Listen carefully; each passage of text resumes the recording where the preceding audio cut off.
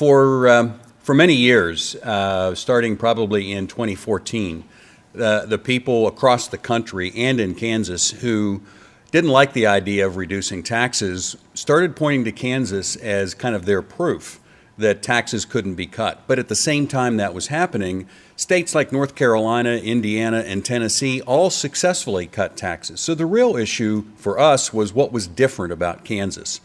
And while some of the things that were said about this Kansas experience weren't accurate, or in some cases not flat out not true, Kansas did have an awful lot of serious budget challenges, and most of that was avoidable.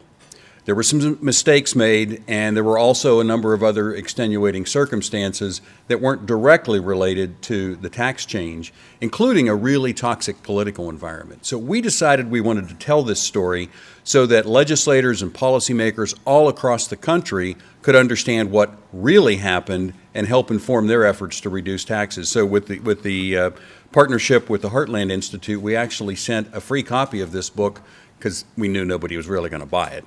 Come on, it's not going to make the top 10 list. But we sent a free copy of the book to every legislator in the country. There's about 8,000 state legislators received a copy of this so they could all understand what really happened in Kansas. As I said, there were a lot of mistakes made. The three big ones were don't cut taxes and increase spending.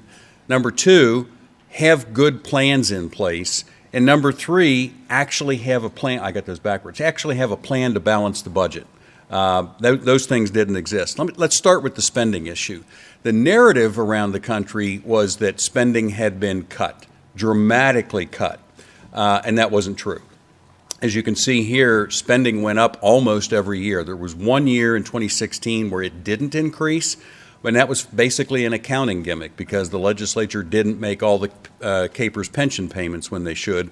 Otherwise, we would have seen, in other words, if they had accrual counting like business, spending would have gone up every year. But spending, now some of the agency spending, some of the budgets were cut back a little bit, but total spending for the state continued to rise all the while we had taxes reduced.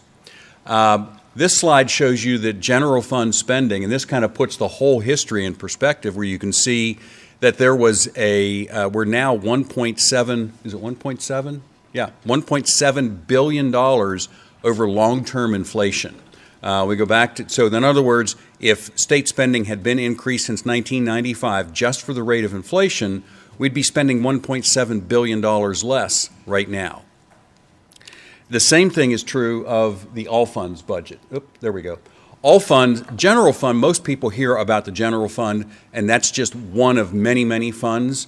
The general fund is part of the all funds. That's counting it all, adding it all up. That budget is running $5.2 billion ahead of long-term inflation. That's a lot of money that we're spending above inflation over time. General fund tax revenue, also running long-term ahead of inflation. And you can see even when there was the reduction there in starting in 2014, this is fiscal year data, so there's fiscal year difference between some of the tax years. But you can see where it came down. It was still about $900 million ahead of long-term inflation. So we still had very high tax increases, and that's why one of the reasons that Kansas is by no means a low-tax state. When this whole process got started, we had a lot of conservatives in the legislature and out come to us and say, look, we love this idea. We really need to reduce taxes in Kansas, but how are we going to run government on less money? And so we went out and looked at the taxing and spending plans of all 50 states, and what we came back with was this kind of response. It's the spending. The only thing that determines how much any government taxes is how much it chooses to spend. They all, for example, every state has education and highways and social services and so forth. But the states that tax income, the states that tax income spend 50% more per resident providing those same services as the states without an income tax. I mean, 50%. We also looked at the states with the highest and lowest combined state and local tax burden because there was some concern that, well, maybe those states have lower state taxes because they push spending off to local government. There it was 45% more per resident by the states with the highest state and local tax burden. Kansas, as you can see, is 36% higher per resident than the states without an income tax. And that's why from the time the plan was passed, we knew from our research that what government had to do was basically go from being morbidly inefficient to grossly inefficient to balance the budget. We didn't have to get anywhere close to the way that the really efficient states operate. We just had to get a little bit better. Unfortunately, we didn't. That research also showed that it wasn't just that the states that spend less tax less, they also grow more. And again, same comparisons looking at, and this just focuses on the states that tax income versus those that don't. GDP from 1998 to 2016 grew 129% in the states without an income tax, 100% in the other states, and only 90% in Kansas. Same kind of relationship with the job growth. Private sector job growth up 40% in the states without an income tax, 21% in the states with an income tax, and only 12% in Kansas. So very remarkable differences in the economic performance of these states. No plan to balance the budget. This was one of the folks working on the inside knew this, but it was something that I think the general public wasn't aware of. There was never any plan. The governor's first plan that he introduced would have just reduced taxes by $350 million over 5 years. So $70 million roughly a year with a $6 billion budget, it wasn't a really big cut. But even at that, there was no plan of, if this is implemented, here are the exact steps we'll take to balance the budget. The plan went to the House of Representatives, and by the time it left there, it was over $1 billion in reduction, and then the Senate took it to $3.5 billion. There was a lot of political gamesmanship going on there that we talk about in the book, explaining how and why that took place and the assumptions that people made. But the important thing was, at no point during that time was there ever a plan in place to balance the budget. And that's important, not just from making it work, but it's also part of how you help people understand, how you help legislators understand this is how it's going to work, how you explain to citizens that this is what we're going to do. Because if you ask people, in fact, the surveys all show, everybody wants government at all levels to operate more efficiently. If you explain, look, this is what we're going to do, we're not going to cut the services, we're going to reduce the cost of services, there's a lot of buy-in. And then if you follow that with, and here's how we're going to do it, now I can see a roadmap.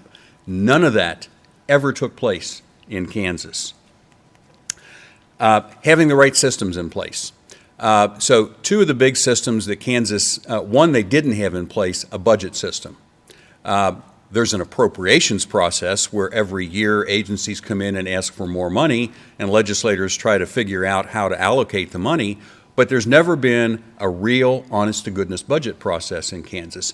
It's being implemented now. Many states and even local governments have either a performance-based budget, which is what Kansas is working through now, or some call it a priority-based budget, others call it a zero-based budget.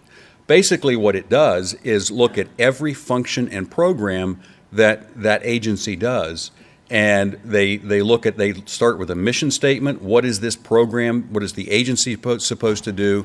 What is the purpose of this program? How do we measure its success? What is the cost per unit of output? So you can compare across agencies and even compare to other states to see how you're doing. And really look not just at what you're spending, but what you're accomplishing, because that's the purpose. It's not just to spend money, it's to get something done, provide some specific service. Kansas is in the process of doing that. Without something like this, the system really isn't designed for legislators to really see how the money is spent. No matter how hard they try, it's really difficult to get it. The other system is having a reliable method of estimating revenue. Kansas does have one, but it's not, over time, it's not been all that reliable. There was a lot of news stories about how Kansas was missing revenue estimates during the 2014 to 2016 years. Ironically, the misses were not as great as they were in the 10 years prior to the tax cuts going into effect. We documented all that. You just didn't hear about it in the media. But it was actually a little more accurate, as inaccurate as it was. It's always been inaccurate. And there's a lot of ways that it could be fixed. Revenue Secretary Williams actually proposed a number of fixes. They've been able to do some things that they can do on their own, but some of it needs legislative approval, and those recommendations haven't even gotten out of committee.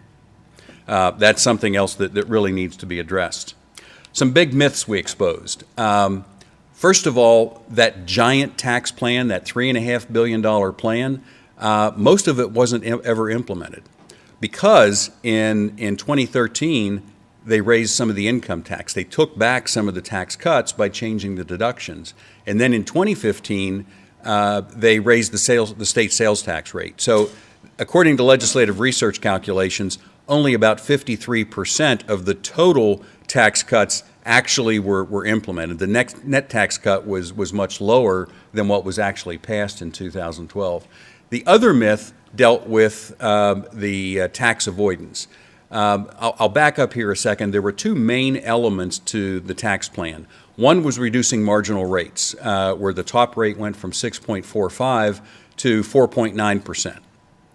That was about 70% of the tax reductions. The other part, the other 30%, was the exemption on small business income, where it was the shorthand was the LLC exemption. That's pass-through income, which means companies like partnerships and proprietorships, LLCs, which are generally partnerships, the income from those companies flows through to the individual owner, the partner or the proprietor, and they pay the tax on their personal income tax. So that income was exempt. When the Department of Revenue was giving their estimates on what that might cost, they said there were 190,000 taxpayers claiming the exemption. And then after the first year it was in effect, it turned out there were 330,000 people claiming the exemption. And so naturally that led to rampant speculation that there was a lot of tax avoidance. It turns out the 190,000 was a mistake. The IRS data that they were using very clearly showed every year that there were about 330,000 people claiming the exemption. The issue was, we think, those exemptions are claimed on 3 federal schedules, Schedule C, E, and F, and there were 190,000 on Schedule C. But if you counted Schedule C, E, and F, there were 330,000. Now there's, I think, 339,000. So it went up, it's gone up a little bit over time, but again, there wasn't much of that. Internal Department of Revenue tracking of big companies, the C corporations changing their status, showed there was less than 2% of those companies that changed, and there's always been a little bit of that change. There was also an independent academic study that attributed less than 2% of the revenue loss to tax avoidance. So there was a little bit, but that wasn't what was causing the budget problem. The toxic political environment. You know, Kansas is thought of as a very conservative state. A lot of Republicans here. But when Governor Brownback was elected in 2010, there were a lot of media stories about he maybe being the first conservative governor Kansas had had in about 50 years. And there were a lot of people who were not pleased with that, and the plans were put in place from that day forward to make sure it never happened again. And one of the ways that manifested itself was with this tax plan. Because, like it or not, every legislator has an obligation to balance the budget some way. But for years, Democrats and many Republicans wouldn't entertain either a tax increase to balance the budget structurally or any way of reducing the cost of government. There was this kind of burn it down mentality that developed. It was as though they'd rather see the state and tax cuts in general burned to the ground so that it would never happen again. And it was being watched all across the country, because if it worked in Kansas, there was going to be a wave of these kind of massive tax cuts. And so that couldn't be allowed to happen. Here's another example of how that toxic political environment impacted it. That LLC exemption, that very toxic, has to go away, it's unfair, and so forth, came up for a vote in 2016 in the House of Representatives. It failed by 19 votes. Fell 19 votes short of being put back in place, with 24 Republicans and Democrats voting against it. People who had been saying for years, we need to repeal this. Given the opportunity, they wouldn't do it. And finally, as we explain in the book, one of the senators explained the rationale. She told the Cap Journal, well, if we did that, we'd lose all our leverage. because they didn't just want to put that tax back on business. They wanted to put the tax back on not only on every individual, but also what they ultimately did, is, as Eric will explain, is they put some of the poorest people in Kansas back on the tax rolls. And it was, again, 2016 was an election year. So the concern was that if you got the LLC tax back in place, the public might think the thing was fixed. And then there wouldn't be the incentive to vote out some conservatives in the legislature and vote some other people in. So this toxic political environment was going on. There was also a few things that had really nothing to do with tax policy that had serious budget implications. You know, Kansas, most of us here know it's an oil state. Now, most people don't know that it's not like it's Texas and Oklahoma, but oil is a bigger part of our economy than most states. And in 2014, when the really serious budget challenges hit, we also happened to have oil prices plummet from around $100 to eventually, at one point, below $30 a barrel. And Kansas, we all know, is an ag state. And while that's at the same time almost, we had kind of the perfect storm of commodity prices falling. So we not only lost around $200 million in severance tax from the oil, we also had very large sales tax declines, because even though that rate, the sales tax rate had gone up in 15, there were still many counties in Kansas that had that lost sales tax revenue, and those are the counties where oil and ag really overlapped. There's a map in the book that shows that history. So lessons learned: don't cut taxes and increase spending. That's a fourth grade math problem. Have the right systems in place, and ideally make that plan about reducing the cost of government, not cutting the services, but just making government more efficient. Get the right systems in place and be honest. I mean, one of the things Kansas suffered from was a few unfortunate turn of phrases from Governor Brownback, like, this will be a shot of adrenaline. Tax cuts will have a positive effect on an economy, but it doesn't happen overnight. You have to be honest about how long this is going to take. You also have to be honest about what happens if we don't do some of these things. So that's kind of a very quick synopsis of the book. There's a copy in the back if you'd like, and I'll be happy to take any questions. So please raise your hand if you have a question, and we will get you a microphone, and not everybody at once. One behind you, James. What would have been a couple of the lowest hanging fruit cost reduction opportunities that Brownback should have put in place? You know, there were, and it wasn't just Brownback, it was the legislature. Because, a governor can certainly lead and should. A governor should be using the bully pulpit regardless of which way they go on any kind of policy. But it also requires a lot of legislative will. There were a number of things. There was the Blackstone Group, I think it was called, back in 2011, I still have a copy of it. It's about that thick of opportunities to reduce costs. And, there's not a lot of, Mitch Daniels, former governor of Indiana, kind of put this in perspective. He said, and he was talking about Purdue University, he said, government is inefficient, but you can't go in and just whack a big piece of fat off somewhere. It's kind of like a cow. It's marbled throughout the enterprise. And so that's why these efficiency studies are really thick, and you're not going to go get it tens of millions at a time in most cases. It's going to come in smaller pieces, but there's hundreds of those smaller pieces. And some of them were implemented. There were some things that the administration could do that didn't require legislative support. But the big ones that required legislative support, they just couldn't get. Like, for example, there were some opportunities to save money on pension costs. There were opportunities to save money on purchasing. There were examples in the Alvarez and Marcel study showing very large, now this would be a one-time savings, but we're talking this one in the hundreds of millions on cash reserves. And there just wasn't the legislative will in some cases to even have a hearing on whether some of those things should be done. And some of that is, but I could go on, but I'll just stop there. So, thank you, David Babish. You mentioned that the LLCs went from 190,000 to 330,000. That's not an insignificant number. Can you elaborate on how that could possibly happen? Sure. It was a mistake. they never should have, it didn't go from 190 to 330. It was estimated at the beginning that there were only 190,000, but the IRS data very clearly shows that there were 330,000 all along. So there really wasn't any change. IRS tracks all those different. It was just an estimate. What may have happened, and this is kind of the way, I mean, I've seen honest mistakes like this happen in our shop. Somebody says, how many business entities are there? Business entities. Okay, I'll go to Schedule C. There's 190,000, and somehow that number gets put out. The question should have been, how many people are claiming it? Or maybe the question was asked that way, and they only got the answer from one Schedule C. We don't know.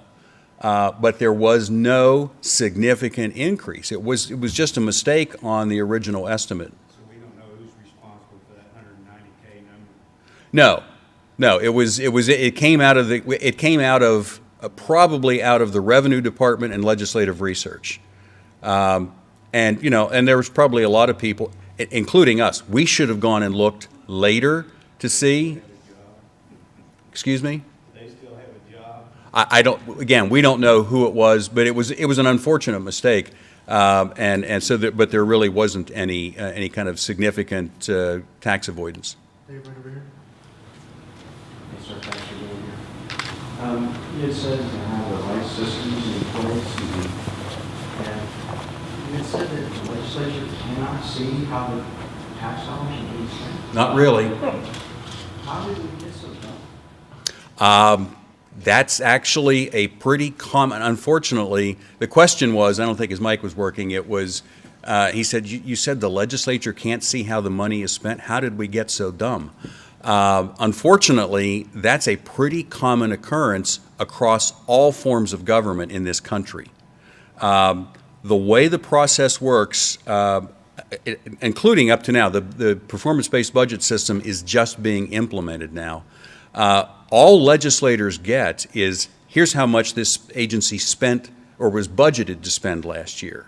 I mean, the budget books can be very thick, but it doesn't get into, one of the things most government budgeting doesn't look at is what was actually spent. They look at what was budgeted to be spent. So if you didn't spend it all and some of that money is still sitting in a bank account somewhere, legislators don't know that. That's not part of the what's really an appropriations process.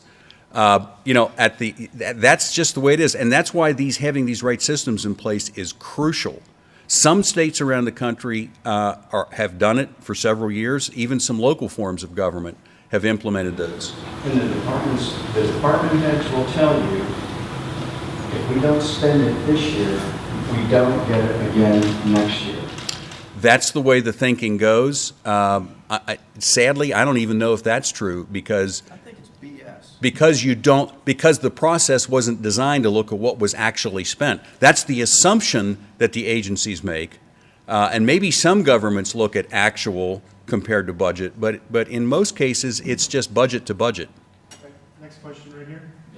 Thanks, Dave. Were there expectations about what the LLCs or S Corps and all would do with the savings? I have a small S Corp and had a windfall and I did nothing. I mean, what was that a built-in plan? Was there expectations? Were there any, you do this, you get this, or was it just, we hope you'll do something? There was no specific plan of, we think if this happens, this many jobs will be created. But here was some of the thinking behind it, which we talk about in the book. One of the things we learned is that Kansas, like every other state, is extraordinarily dependent on jobs from new establishments. Now, a new establishment could be you opening a new restaurant, or it could be Walmart opening a new location. But when we look at the census data that tracks jobs by business cycle, what we find is that if not for jobs created by new establishments, this state would have only had 2 years of private sector job growth since 1977. We're that dependent because the jobs from all other, whether it's a business that's 1 year old or 20 years old, all those other jobs, there were more jobs lost in those business cycles than were created in in the new establishment. So there's this understanding that, and Kansas is actually a little bit better than nationally. Nationally, there would have been no years of private sector job growth if not for creation from new establishments. So there's this real understanding that we're extraordinarily dependent on small business growth. You know, ironically, the incentives tend to chase the big companies, and they don't really produce any more jobs than companies that don't get the incentives. You look, it's understanding what's going to drive the economy. So they knew that the small business was critically important. They hoped that this would be, and they also hoped that it would attract businesses from other states. And it did do that. We saw a dramatic increase of adjusted gross income coming from Missouri into Kansas in the first 2 years after that. So it did do some of that, but I don't think that they actually had a number of what was to be expected. The Brown administration, excuse me, their CAN-CARE proposal, or that they implemented, is for the privatization of the delivery of healthcare services. Did that actually save any money, or what's your opinion of that as far as having helped the cost curve? Both administrations have said that the expectation was that it would save about $1 billion over 10 years. I've not seen any analysis that proves those numbers out. There were savings, but the exact amount I couldn't tell you. The book, based on its title, seems to take a good retrospective look at what went wrong. That also opens up the opportunity to say, how can we do this right going forward? Are you all looking at putting together a blueprint plan, how, when the opportunity arises to take another shot? Absolutely. Okay. Absolutely. We have, Eric is going to talk a little bit about that, but yes, we are working on what can be done. We're going to be diving deeply into the performance-based budget metrics that are coming out. We'll have access to that data very soon, and we'll be able to identify very specific ways that money can be saved and start using that to buy down. There's other things you can do, like you can just use a ratchet method. You can, as revenues come in beyond a certain gain, say 2%, any revenue increase above 2% can be used to buy down next year's rates. That was part of the original plan, so we could go back to that. So yes, there are going to be some very specific recommendations coming out. Thank you, Dave. I always appreciate your very clear articulation of the facts. I know you're always in the trenches up in Topeka. I have some very clear memories of multiple bills being drafted that were across the board cuts. I saw them printed, I knew they existed, and followed the pathway through leadership and beyond about bringing them to the floor. I wonder if you might articulate or delineate between kind of a blanket assessment of individual legislators and the role leadership plays in bringing those bills to the floor. Okay, well, that would require probably the rest of the seminar to really answer that, Debbie. But there were a number of bills that were written, but they understand how the budget process works, or I should say appropriation process in Kansas. They work off of the governor's budget.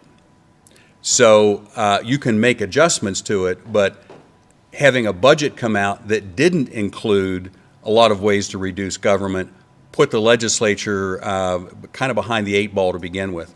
There were bills prepared that would do across-the-board cuts. And across-the-board cuts, frankly, aren't all that good. The danger is, you've heard the speculation. Well, if you cut spending, that's going to cut service. And that's what government often does. If you leave the bureaucracy in charge, they'll cut the things that don't hurt them. They'll cut the program. Sometimes I've heard some people say, cut this because then we'll get public support. Oh, don't cut the football program.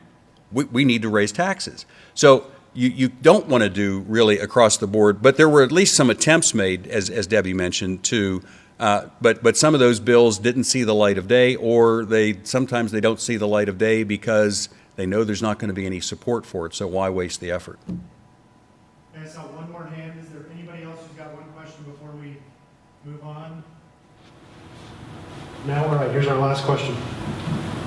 Tim, is there any states that you would say are good role models as far as on having a good budget system that we could pick off of? Yeah, there are several states that, and I don't have the list off the top of my head, but I can get those for you, Paul. We work with a good friend of mine, Bob Williams, used to run the State Budget Solutions.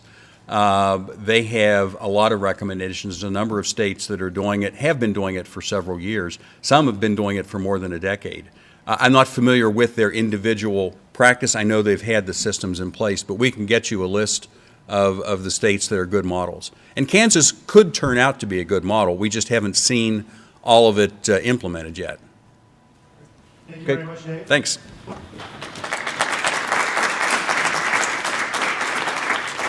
going to stick with taxes.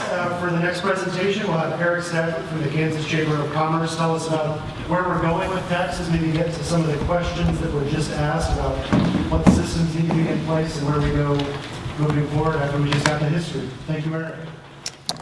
Absolutely. Thank you for the opportunity to be here. As James mentioned, my name's Eric Stafford. Can you guys hear me okay? Can? Okay.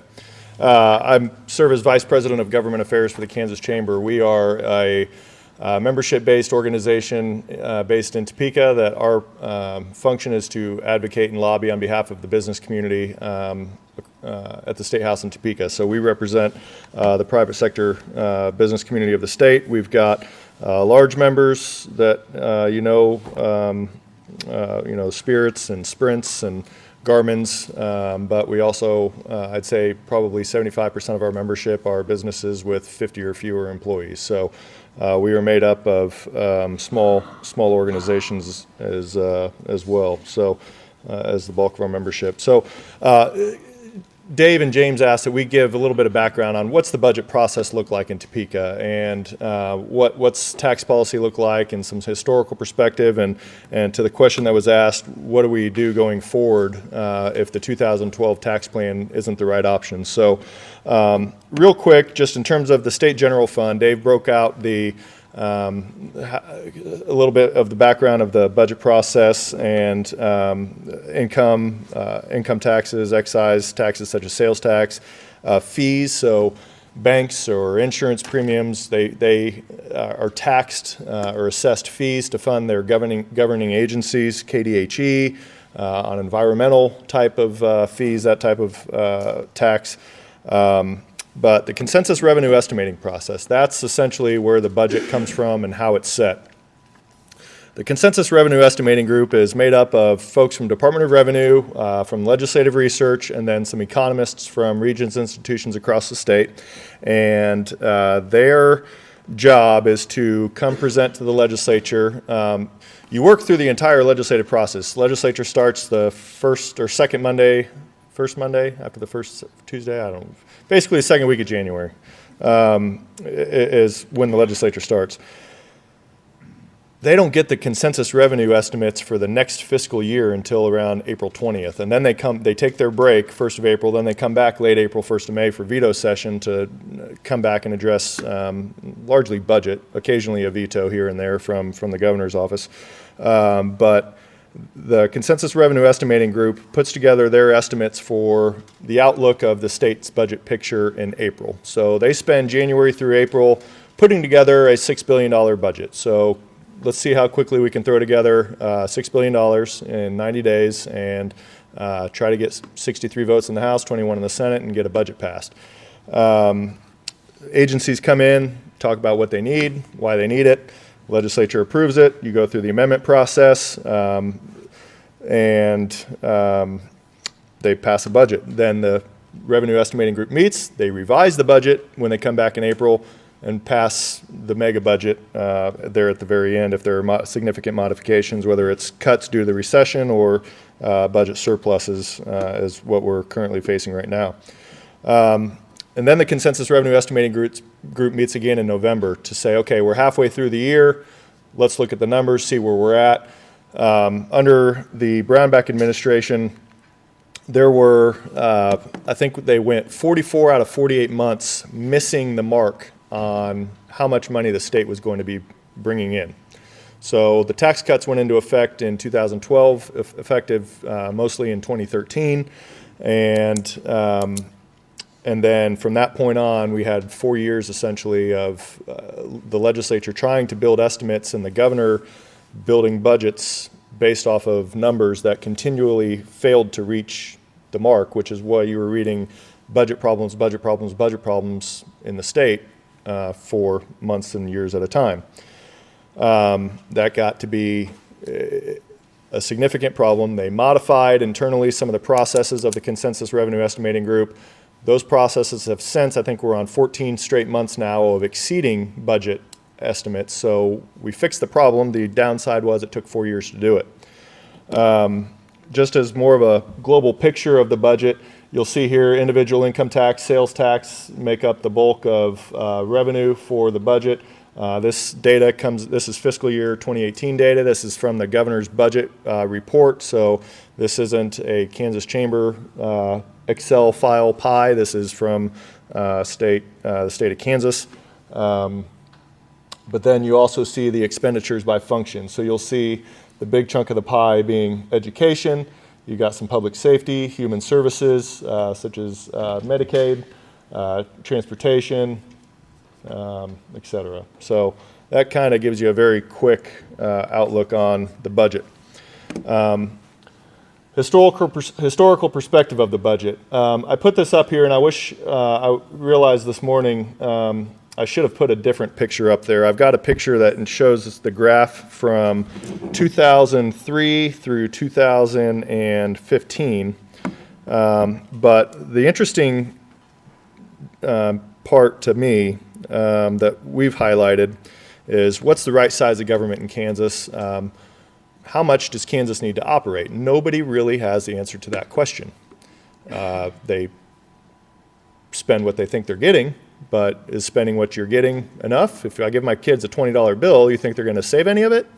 No, they're going to buy $20 worth of candy. But the same picture that I have here, it shows the expenditure. So in 2003, the SGF for the state of Kansas, State General Fund for Kansas, was $4.1 billion.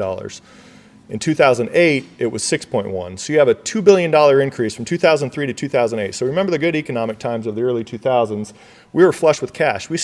Spending all that money, we still had $500 million ending balances. $580 million of that increase in 2005 came from the Montoy decision. So take out $580 out of $2 billion, you're still left with $1.4 billion worth of spending increases for the state of Kansas.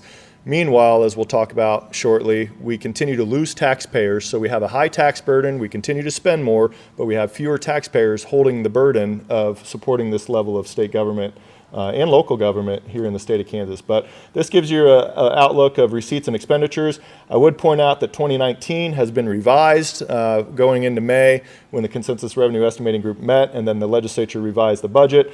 That expenditures of $6.6 billion, you're now starting to get into the $7 billion threshold. We're crossing $7 billion in state spending for the first time in our state's history. So again, this is the revised estimates. You'll see down here the 2018-2019 revised receipts and where we're at with revenues for the state. Some interesting just data. This isn't going to show up well, but if you have a smartphone, see Gene Solentrop in the office. He still uses one of them old flip phones, so he doesn't have a smartphone. Just kidding. But if you search under the App Store, Tax Foundation Facts and Figures, Tax Foundation's a great resource, nonpartisan, just factual information on tax policy and data for all 50 states. Then they break down research articles and topics and put out a lot of good information. But some of the highlights that I want to point out from where Kansas ranks in terms of our high tax burden. Essentially, collectively, Kansas does a lot of things really well. We rank really high in some areas nationally, but none of that is in the area of tax policy. In 2010, there was a push by Governor Parkinson to increase sales tax by 1%. He was a Democrat when Sebelius left, and the Senate Democrat minority leader at the time, Anthony Hensley, said that a 1 cent sales tax increase is dead on arrival. 1 cent sales tax increase passed in 2010, so that shows you the power of the second floor. 4/10 of that was to go toward the new highway plan a couple years later. So then in 2015, sales tax was increased again to a state rate of 6.5%. That paired up with the local average of 2.18% puts us as the 8th highest sales tax burden in the country. As you get into other data, just worth noting, per capita collection of personal income taxes is middle of the pack. Our state tax collections per capita, where's Kansas? We're off the chart here. 22nd. We're 25th when you compare state and local, and then other rankings, cell phone taxes, et cetera. So they give a whole bunch of data. Property taxes, Dave's going to get into that later. One thing worth noting that one of the statistics included in the tax foundation here is state debt per capita. Collectively, the state of Kansas is in pretty good shape. We're 16th worst in the or 16th. We're 34th worst. We're 16th best in the nation in terms of state debt. But you throw in the state and local debt, and we jump to 15th worst. So our local government debt is excessive and out of control, and that is something that will eventually have to be changed. So as a business organization, we lobby obviously on tax policy, but anything that impacts the bottom line of businesses in the state of Kansas, whether it's unemployment insurance taxes, which we've seen significant reforms there, workers' compensation insurance, we've seen significant reforms there, healthcare, energy costs, legal climate, anything that impacts the bottom line of our membership, we lobby for or against policy at the State House in Topeka. Each year in December, we conduct a business leaders poll or CEO poll of 300 businesses across the state. They might be members, they might not be, and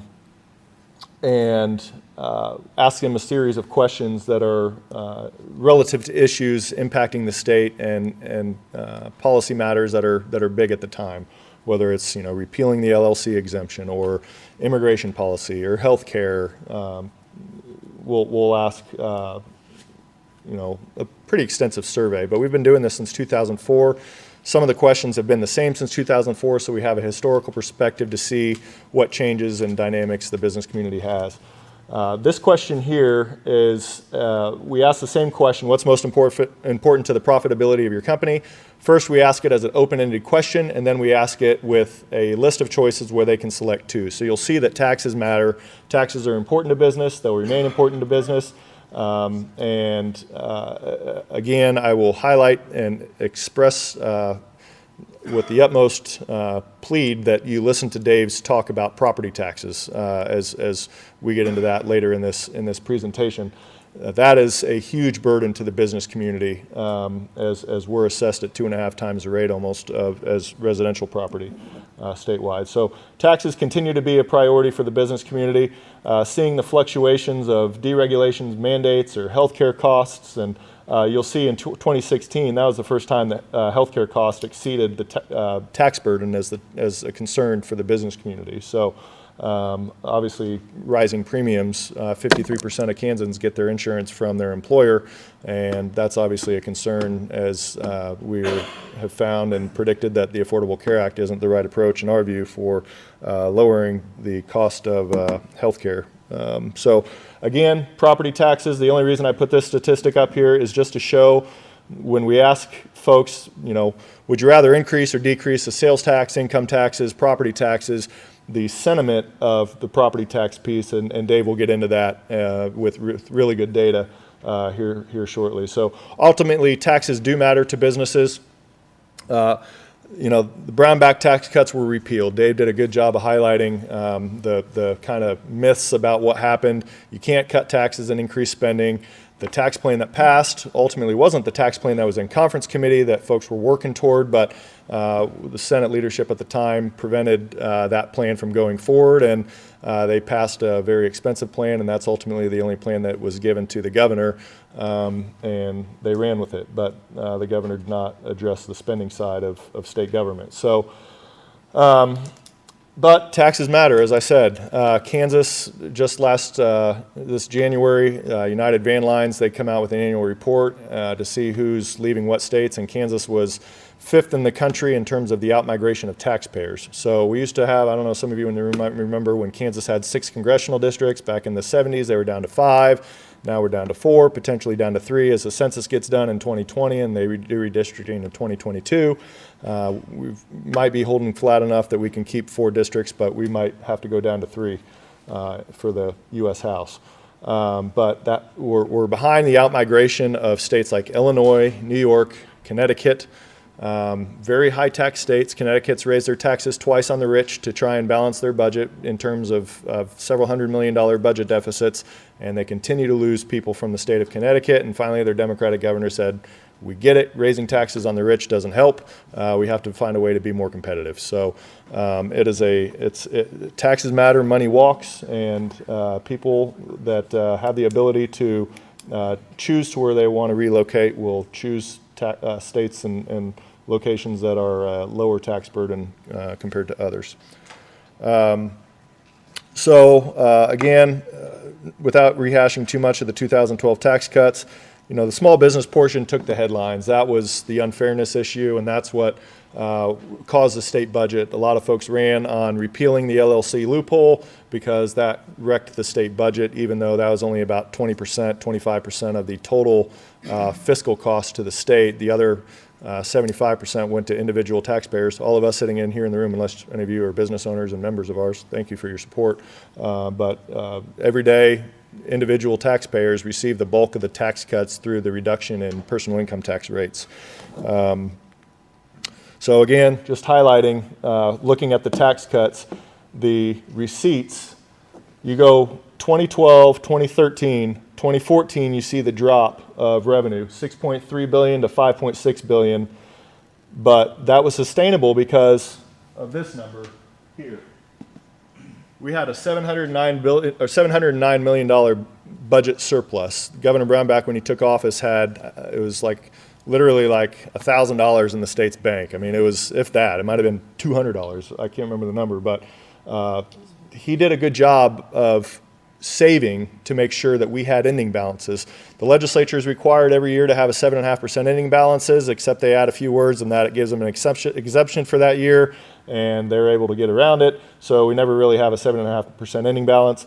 We built up a $700 million ending balance, and then a 379, and then you see 71, 37, and that's because spending increased, and then the tax cuts were going into effect, and it wasn't sustainable. So that led to the tax increase in 15, and then the ultimate repeal in 17 after the negative headlines for multiple years had a shift in direction for the legislature. So real quick, looking on the 2017 tax increase, the small business tax cuts were entirely repealed. Everything, including tax increases on the individuals, were retroactive to January 1 of 2017, even though the bill passed in June. It was estimated to be about $600 million annually. The receipts are coming in now, and you're looking at it's actually about a $750 million per year tax increase on the state of Kansas, in addition to the $430 million annual tax increase that passed in 2015. Which leads us into the 2018 tax reforms. Before I get into all that, I want to go back to the gentleman's question about what do we do going forward. I mentioned the tax foundation earlier, and believe it or not, I don't know if we're going to use them or not. We might use Ernst & Young or somebody else like that. We have some reluctance to use the tax foundation, but ultimately they're a good group. I don't know if we'll utilize them or not, but they've done some nice glossy books for South Carolina and Nebraska and Iowa and Illinois, North Carolina, before North Carolina implemented the second phase of tax cuts that they ended up going with. But What we've talked to them about is, okay, so the 2012 tax cuts, that's not the way to go for the state of Kansas. What is? You look at states like North Carolina and Indiana that Dave mentioned, and North Carolina has jumped from, they were ranked below us in terms of the overall economic competitiveness of their state, in the low 40s to their top 10 now, based on the tax changes that they've made in their state. And their tax changes and rate reductions have all taken place through reductions through growth in government. So as state receipts exceed a certain level, then that's when you'll see the reduction in rates. So it allows for responsible growth. Oregon, believe it or not a red state like Kansas, not sure if you're aware of that, Oregon, very, very blue. In their state constitution, they have that they are allowed 2% growth in state receipts. If they exceed 2% growth, a credit is automatically returned to the taxpayers. So they have a credit on the following year's tax return to spend down the excess revenue that the state receives. So if Oregon can do it and expand Medicaid and do whatever that they do, then surely Kansas can handle responsible growth in government as well. But what we've asked the Tax Foundation to do, and we're waiting on our quote to see how much of a ding to our pocket it's going to be, but is, let's put together a fancy booklet of where Kansas tax policy is deficient on all fronts: sales tax, income taxes, and property taxes. Part of that will be potentially eliminating some sales tax exemptions that exist today. So Kansas has a vast amount of sales tax exemptions, and this year had this 2018 federal reform I'm about to get to. Folks talk about broadening the base. This bill would have, as passed by the Senate, we were only advocating on the federal portion, but as the legislative process works, they take everything ugly, they throw it all together to try and buy votes, and then they pass it. And so this had new sales tax exemptions for certain organizations, nonprofit hospices, for example. There are certain instead of giving the entire hospice community a sales tax exemption, this one just gave one hospice a sales tax exemption. So again, disequal treatment in terms of tax policy for, the legislature historically has picked winners and losers. Now, as they look to broaden the base, our perspective and our concern is we need to make sure that we're not taxing business-to-business inputs. If we eliminate sales tax exemptions for, thinking off the top of my head, rental of construction equipment or whatever it might be, we want to make sure that the business-to-business exemptions would exist, and that's the recommendation from the Tax Foundation. So they'll look at all those. And we would like to present that to the legislature. It won't be done. We were hoping to have it done by January 2019. They're currently working on projects for 3 other states, so we're probably looking 2020 in terms of a global tax picture. And quite frankly, I think right now, just kind of reading tea leaves, I think there's just a little tax hangover. There's a big tax hangover.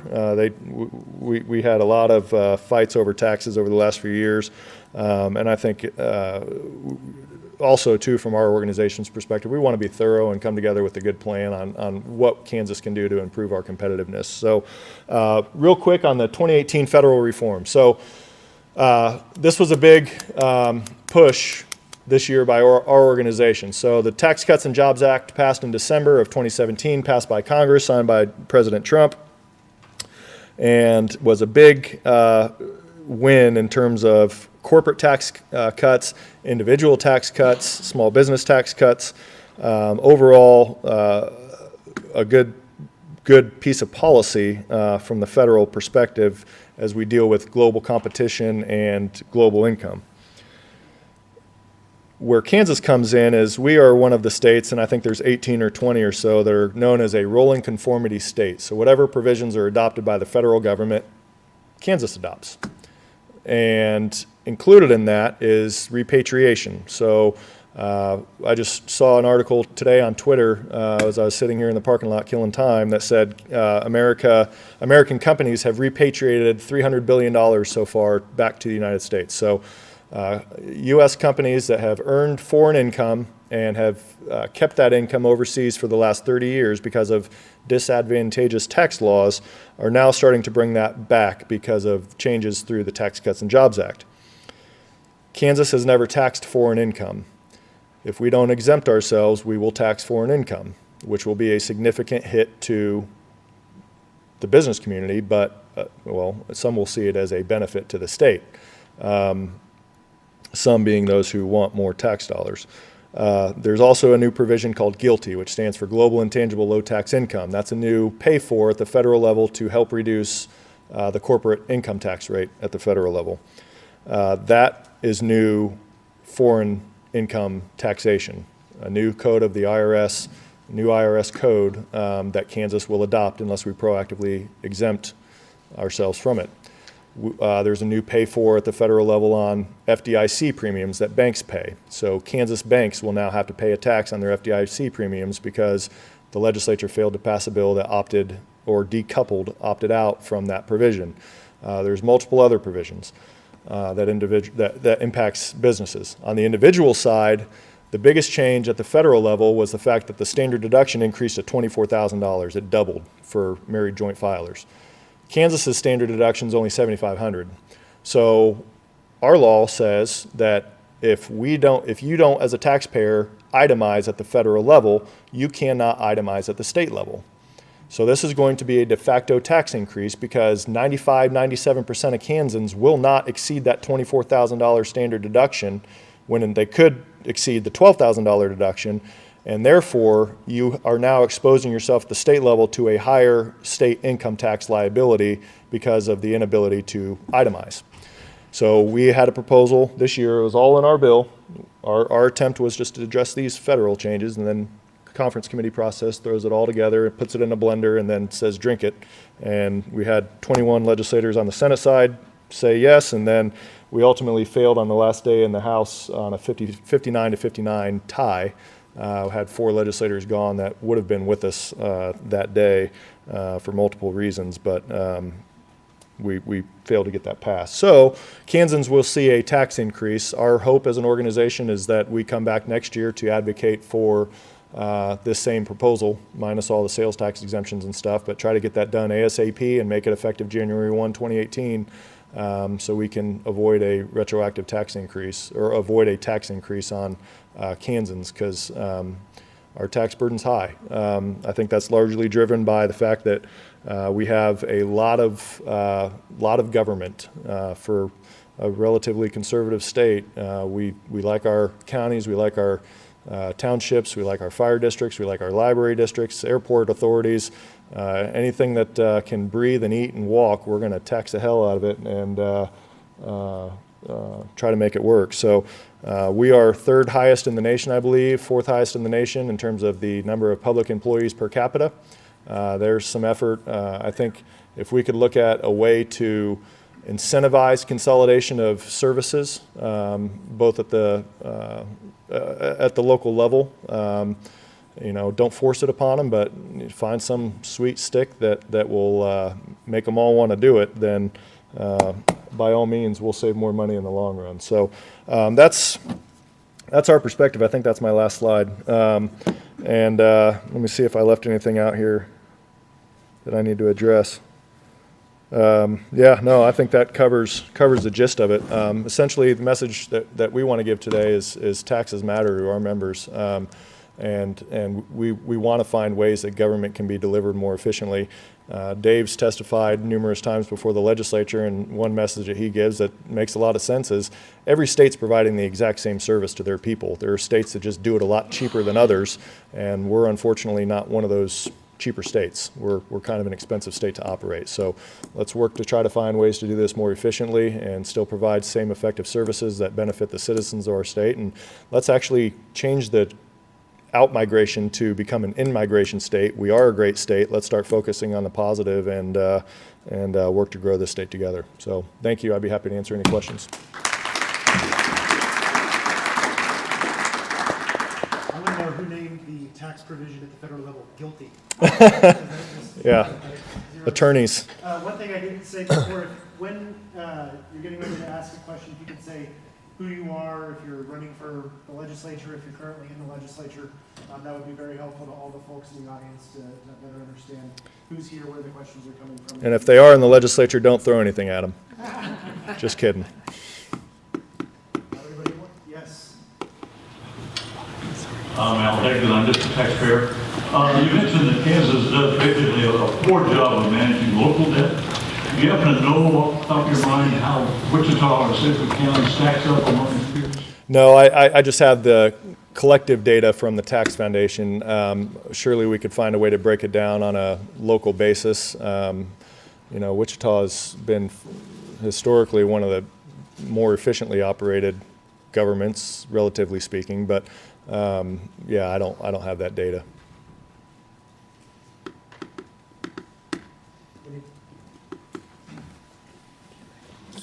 Don't be coy when you raise your hand, by the way. Raise it high, be proud.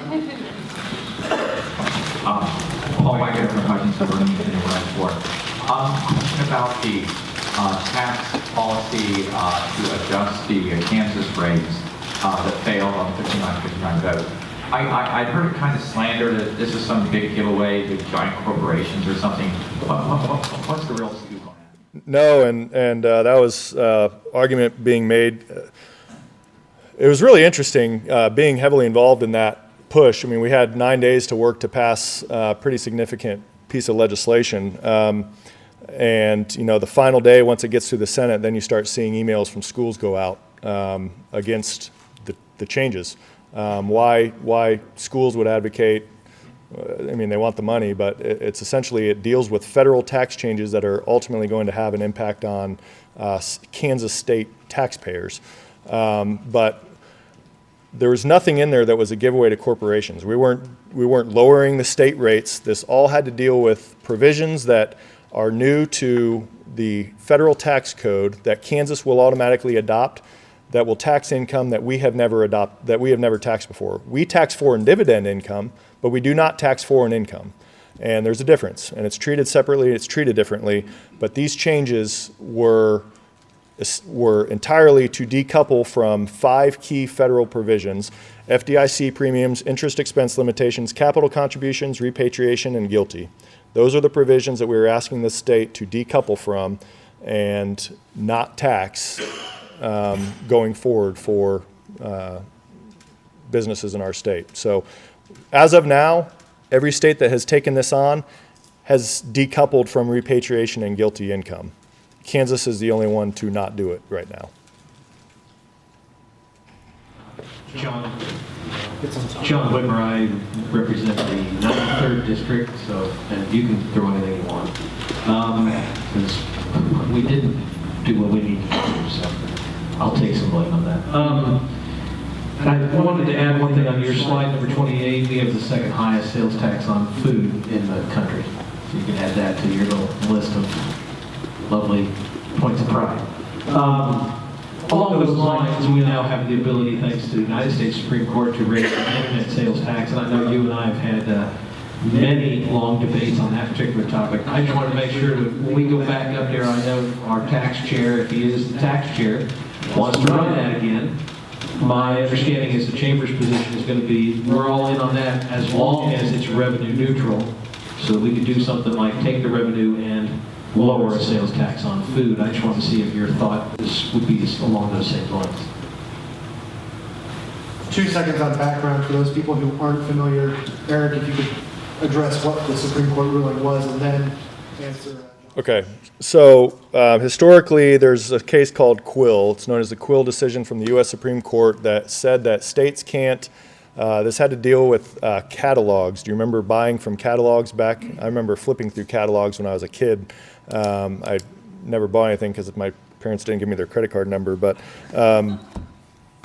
if they did, I would have bought a lot.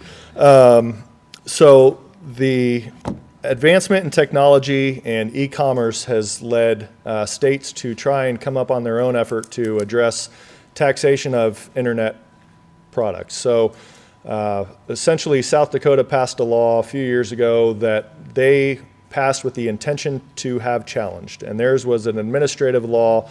Clearly, no penalties. It cannot be applied retroactively.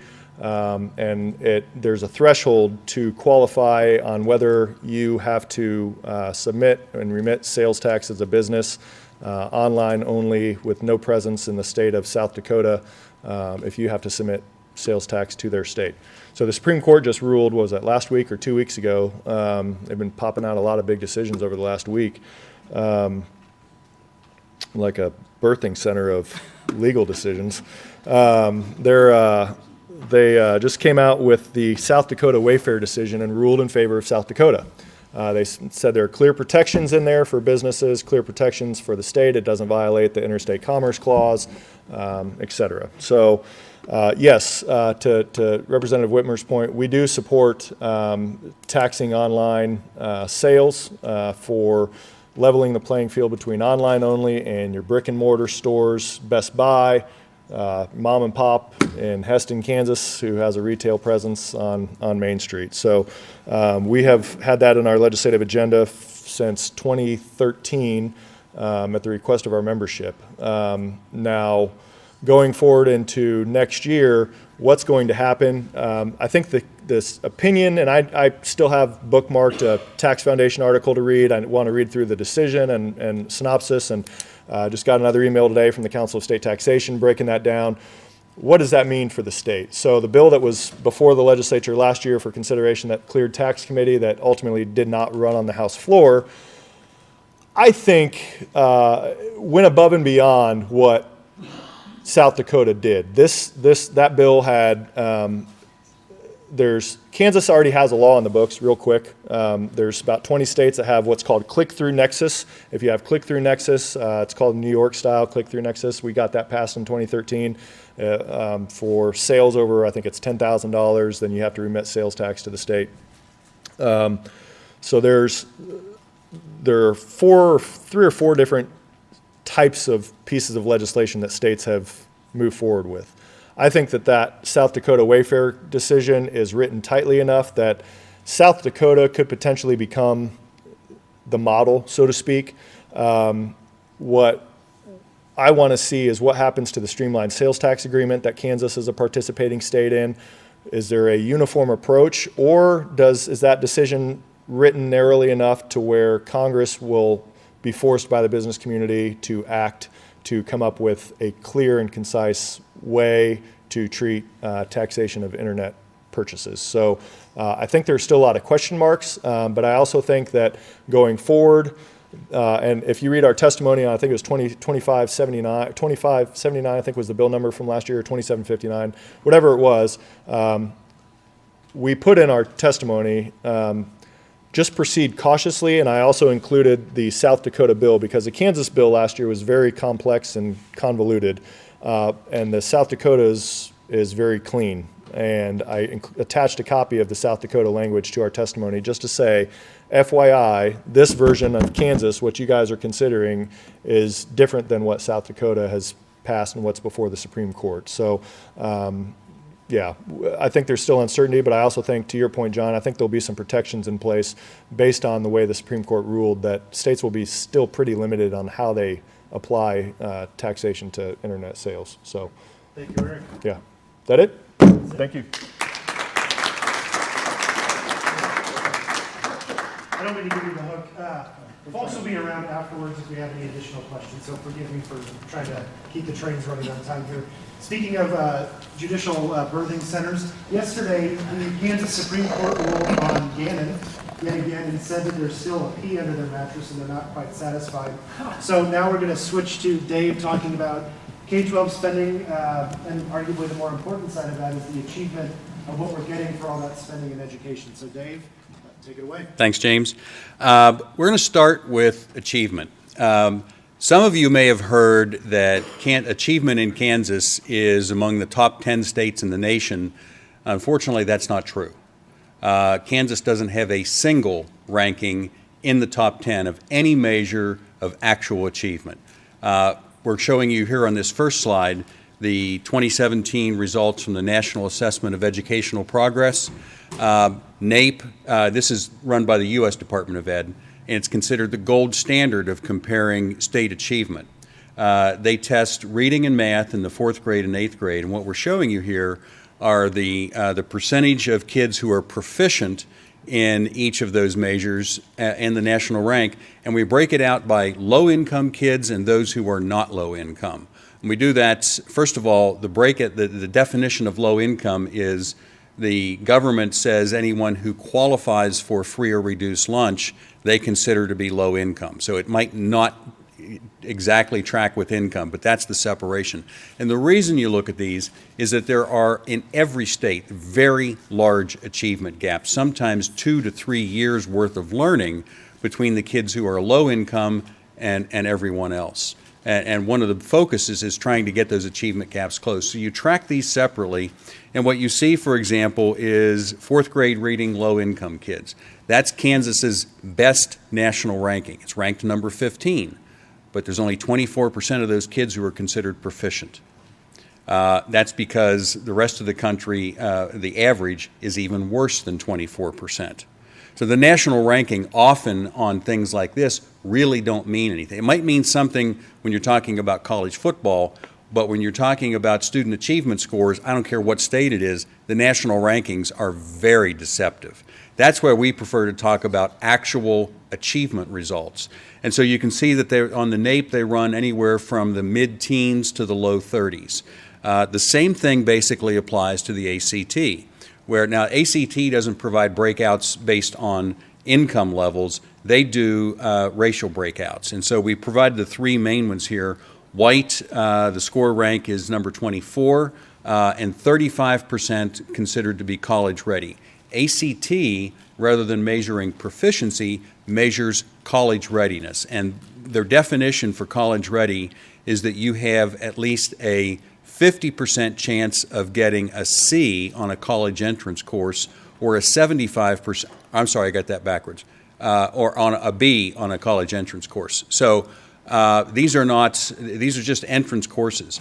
35% of the kids in Kansas who took the ACT test last year, and not everyone takes it, of course, but only a third of those kids were considered college ready in English, reading, math, and science. Just 14% of the Hispanic students and only 6% of the African American students were considered college ready.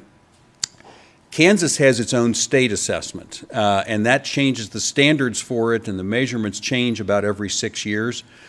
This one's been in place since 2014, but only reported since 2015 because of some technical issues they had. These are the 2017 results, and we've just showing you here the percentage of kids who are considered to be college and career ready, or at least on track to be college and career ready in the 10th grade. So we're showing you 10th grade math, and again, breaking out for low income and not low income. The state average is 11% of sophomores who are low income are on track to be college and career ready in math, and about a third of the other students are on track to be college and career ready. Now, in Wichita, it's 8% and 29%. You can see we've provided some of the local districts. This data is all available on our Kansas Open Gov site, but that's how it lays out for some of the larger districts in this region. Now, we've been working with the legislature for years trying to get labels that everybody understands so you can really understand how schools are actually performing. The Department of Education used to have a label like meets standard or approaching standards. Now they put levels 1, 2, 3, and 4. Who knows what that means? Is level 4 good or is level 1 good? So we translated the state assessment scores into labels everybody understands, A, B, C, D, F. There's actually about 20 states, legislatures in the country that have done this. Kansas is not one of them. So we decided this year we were going to do it ourselves. And all we've done is translate the state assessment scores using their guidance, their measurements. For example, level 4, they say, is on track for college and career and has excellent understanding of material. So we said, okay, that's an A. The next level down, they have effective understanding and they're on track for college and career. We gave that a B. Now there's only 4 levels and there's 5 grades. So we took the bottom one below grade level and said that's an F. And then the level 2 is at grade level but still needs more training and only has a basic understanding. So we just split that down the middle. The kids in the top half we gave a C, and in the bottom half we gave a D. And this is how it lays out. So this is the grade distribution across the state.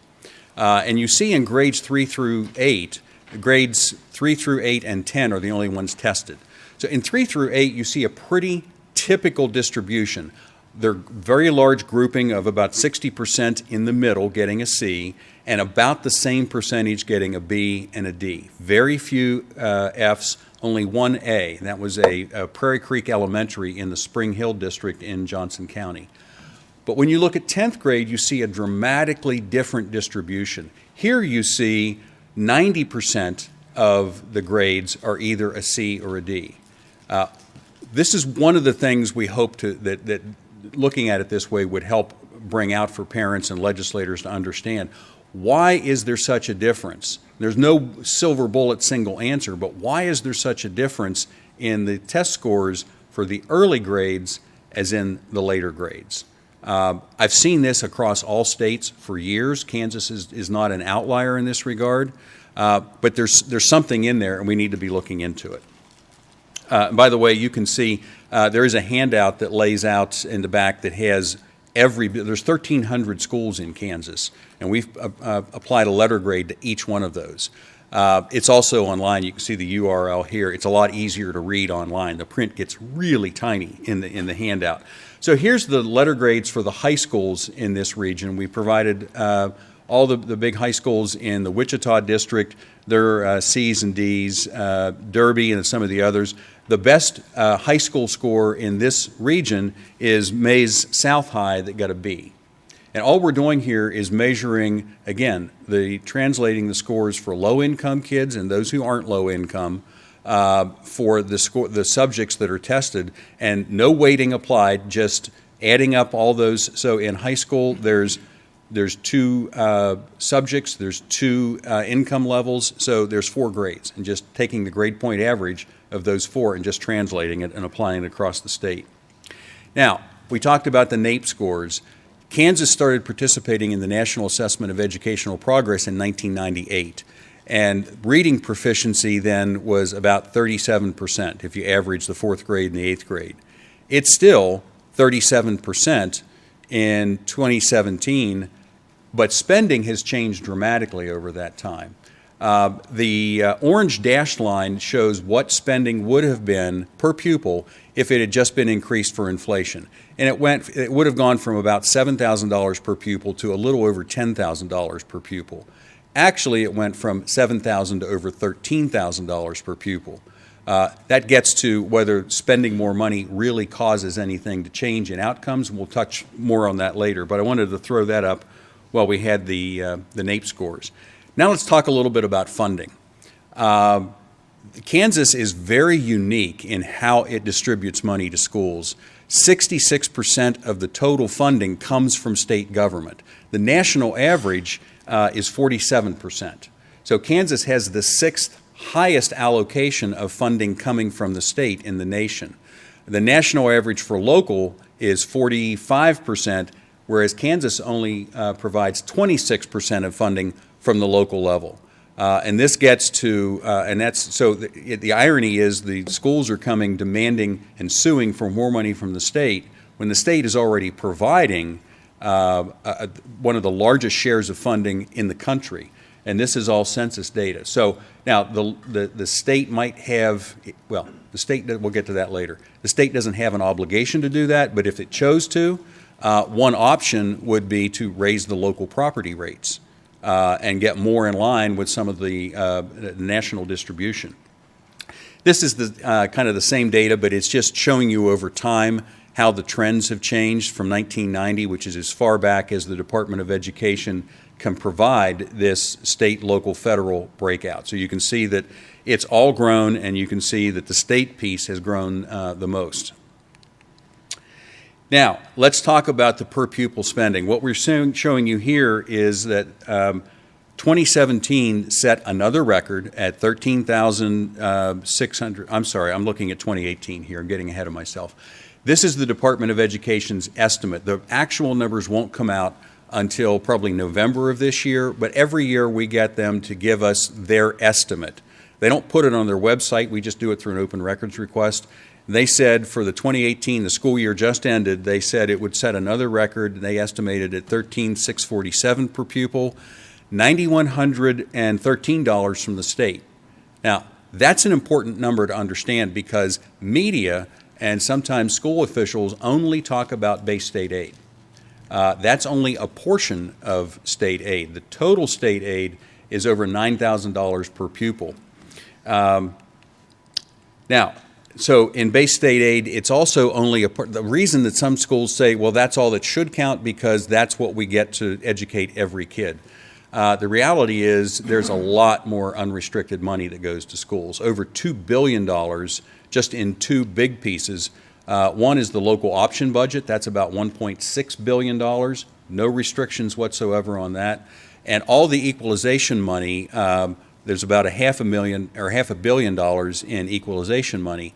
Again, no restrictions whatsoever. That's all in addition to base state aid. There's also other forms of aid that might be theoretically restricted or seem to be restricted, but it's not all restricted. So for example, at-risk aid. There's a tremendous amount of money spent on at-risk, which is dedicated for kids who are either in poverty or academically at risk.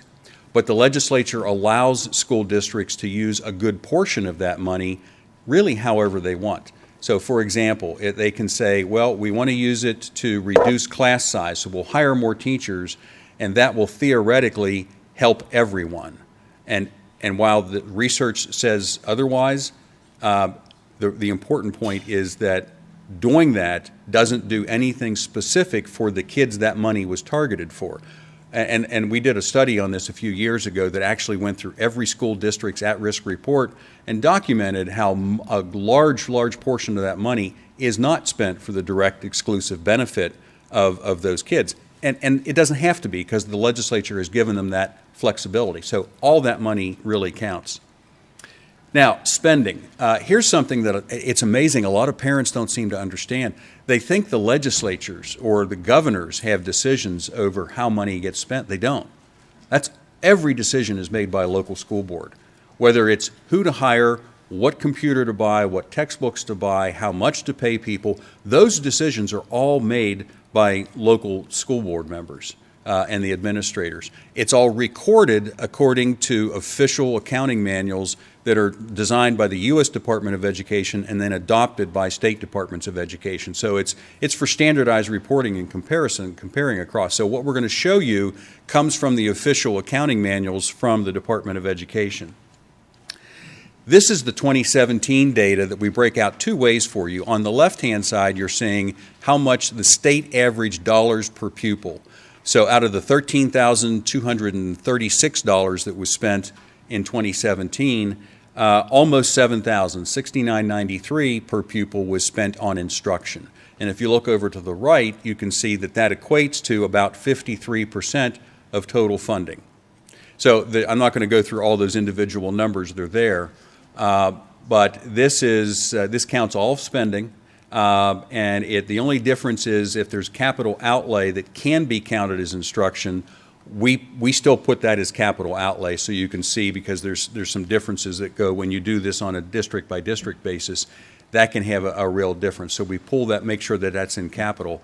But over the years, this allocation, which is at the total discretion of local school boards, really hasn't changed. In fact, the allocation going to instruction has declined a little bit. By about 1 percentage point. It's gone down what's been allocated to instruction.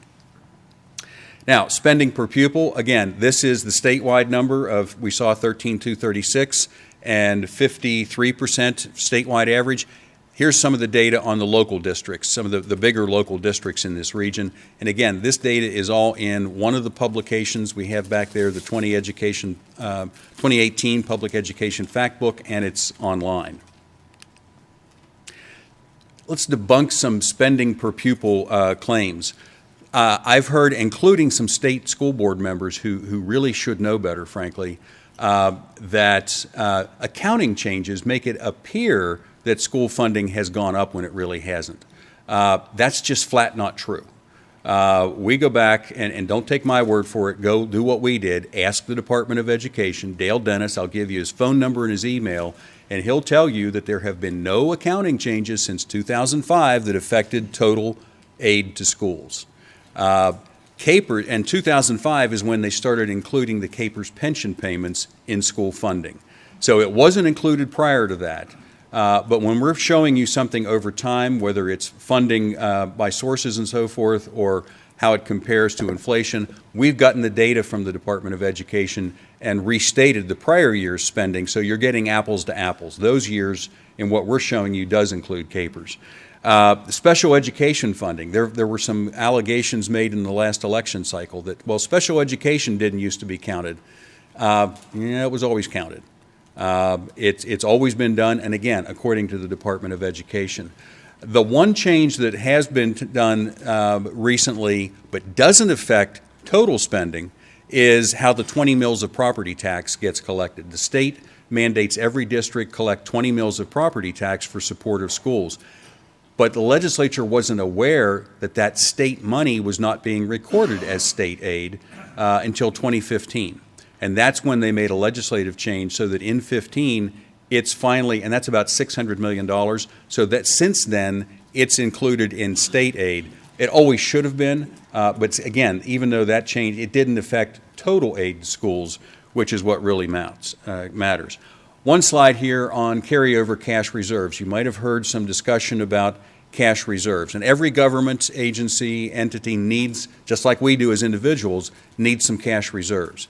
How much is a matter of discussion. What this is showing is that in 2005, and I'm really only focusing on what's in green. The green is operating reserves, the yellow is capital, and the bottom is, the yellow is debt, and the orange is capital outlay. So kind of forget about those two and just focus on the green numbers. In 2005, schools statewide had $468 million in carryover cash reserves. That's largely state and local tax dollars that were given to schools to operate and educate kids and weren't spent in prior years. Now roll forward to 2017 and that number has ballooned to $928 million. So the increase is really what's important for a couple of reasons. That's almost double. That's over $400 million more of state and local tax dollars that were given to schools and they didn't spend it. They used it to increase their cash reserves. Now it was interesting when we discovered that this phenomenon existed, which was around 2010. There were some really odd reactions from school superintendents. Some of them said, what money? I don't know what you're talking about. We don't have any money. Others said, well, we had the money, but it's all spent. And still others said, well, we have the money, but we're not allowed to spend it. And there was a little truth to that because there were some restrictions on some of the funds. And once the legislature understood how much money was sitting on the sidelines, they then, over the course of a couple of years, started removing some of those restrictions and allowed a large amount of that money, even if it was in theoretically restricted funds, allowed that money to be pulled out and spent for whatever they wanted to do. Very few districts took advantage of it, and those that didn't really do much with it. So there's still, now, so you may have heard statements like, well, we did this because we were concerned the state was late on payments, and we were advised by the Department of Education to hold back some spending and put it in the bank. And that did happen in 2009 and 10, I think, a little bit. The state was maybe even to 11. During the recession, the state was a little bit late with some payments. But interestingly, I mean, that excuse doesn't hold water because most of the money was already set aside. They were setting some more aside, but the bulk of it was done in the past. Employment and enrollment comparisons. There's two interesting takeaways here. We're showing you, again, this is all Department of Education data. Between 1993 and 2018, we've seen a 10% increase in students in Kansas and a 15% increase in classroom teachers. Now, think about the statements you've heard about class sizes getting larger and larger and larger. If that's happening and you're hiring teachers at a faster pace than students are coming into schools, you have a management problem, not a funding problem. The student-teacher ratio has actually declined over the years, and yet we have larger class sizes. Now look at the other two columns. Managers, and there's a description of what's included in manager. Managers increased 36% over that period, and other non-teachers increased by 40%. Now, some of those non-teachers are like paras and education aides, and they get counted as instruction. But now think about what you've heard about Kansas about teacher pay. There was a national study done that looked at all 50 states by Ed Choice, and they found that if, in the case of Kansas, if we had seen, say, a 10% increase in non-teachers matching the enrollment, every teacher today could get more than a $10,000 annual pay increase with the money that you wouldn't have spent on all those other non-teachers. It's not to say it should have been happened that way, but it's to put in perspective that that's where an awful lot of the money at the choice of local school boards has gone. School funding lawsuits. Now we're getting into the fun stuff. There have been a lot of lawsuits over the last almost 3 decades now. I want to focus on a few in particular, starting with the one from 1994. That was USD 229 versus State of Kansas.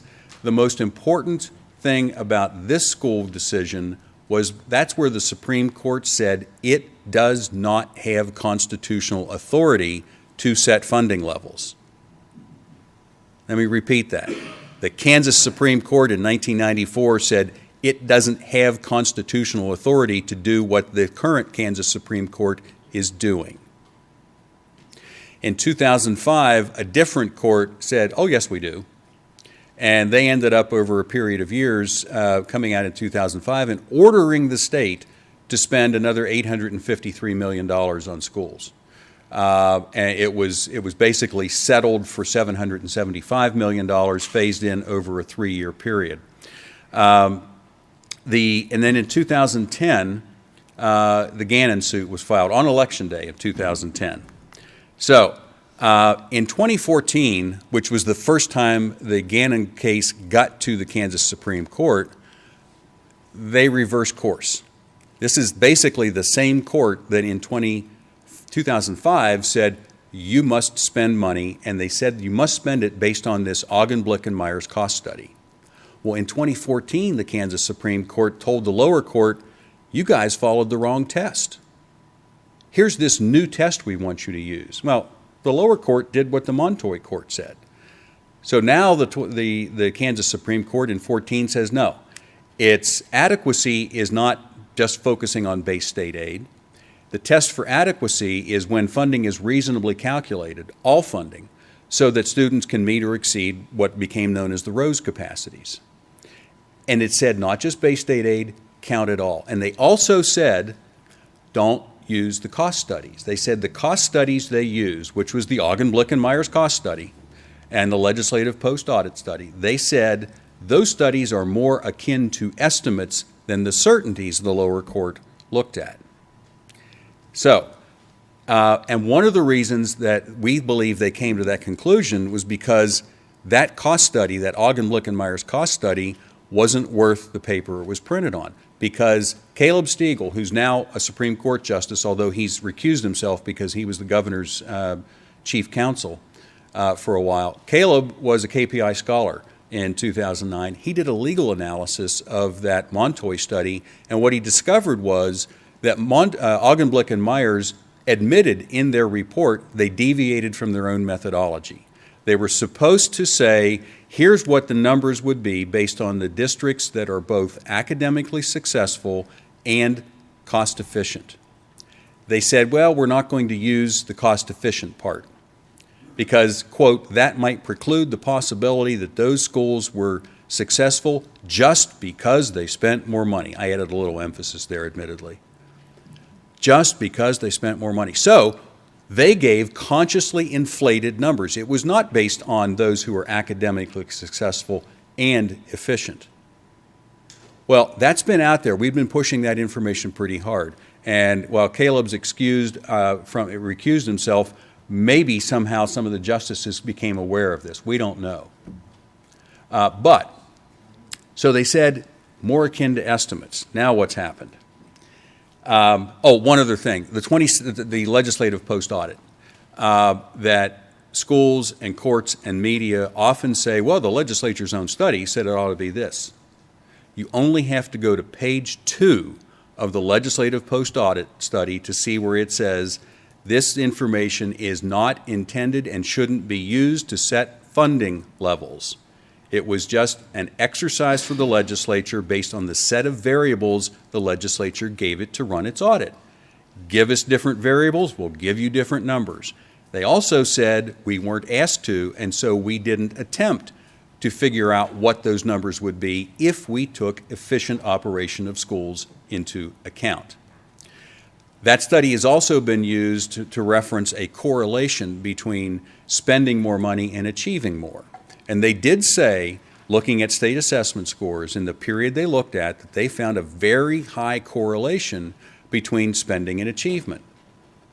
But the people who are saying that that's in there aren't telling you that later in the report it said, but the academic information on this correlation is mixed. There's a large body of research that says there's a correlation, and there's a large body of research that says it's not. More study needs to be done on this. The other thing that's important to know is that they only found their correlation when they looked at the state assessment test, and that's all they were asked to do. Had they applied their same approach using the ACT scores or the NAEP scores, they couldn't possibly have found any kind of correlation because those scores weren't changing. It was only under a certain circumstance. And one other thing while that was happening, and we don't know whether LPA was aware of this or not, the Department of Education had changed its standards during that period. They had actually lowered the cut scores pretty significantly. We don't know whether LPA was told about that, whether they were aware of it, but we know that that was part of the reason it was appearing that there were some improvements in those periods. So now let's look at, we've got a couple slides here to talk about what happened last night.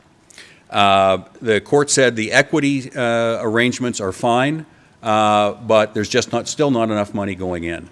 They said that the base amount they thought was maybe not enough. They want inflation. There is an allocation for inflation once the funding increases over 5 years is done.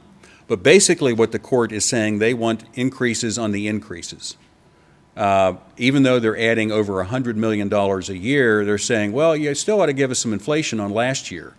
And they also told the court, or told the legislature, that they must pass new legislation next April, or by next April, and they've already scheduled oral arguments next May on what they came up with. And this is, the court's trying to get away. Now, remember in 2005, they said you will spend $853 million. And so they took a lot of heat for that because even their brethren from 1994 knew they couldn't do this. They don't have constitutional authority.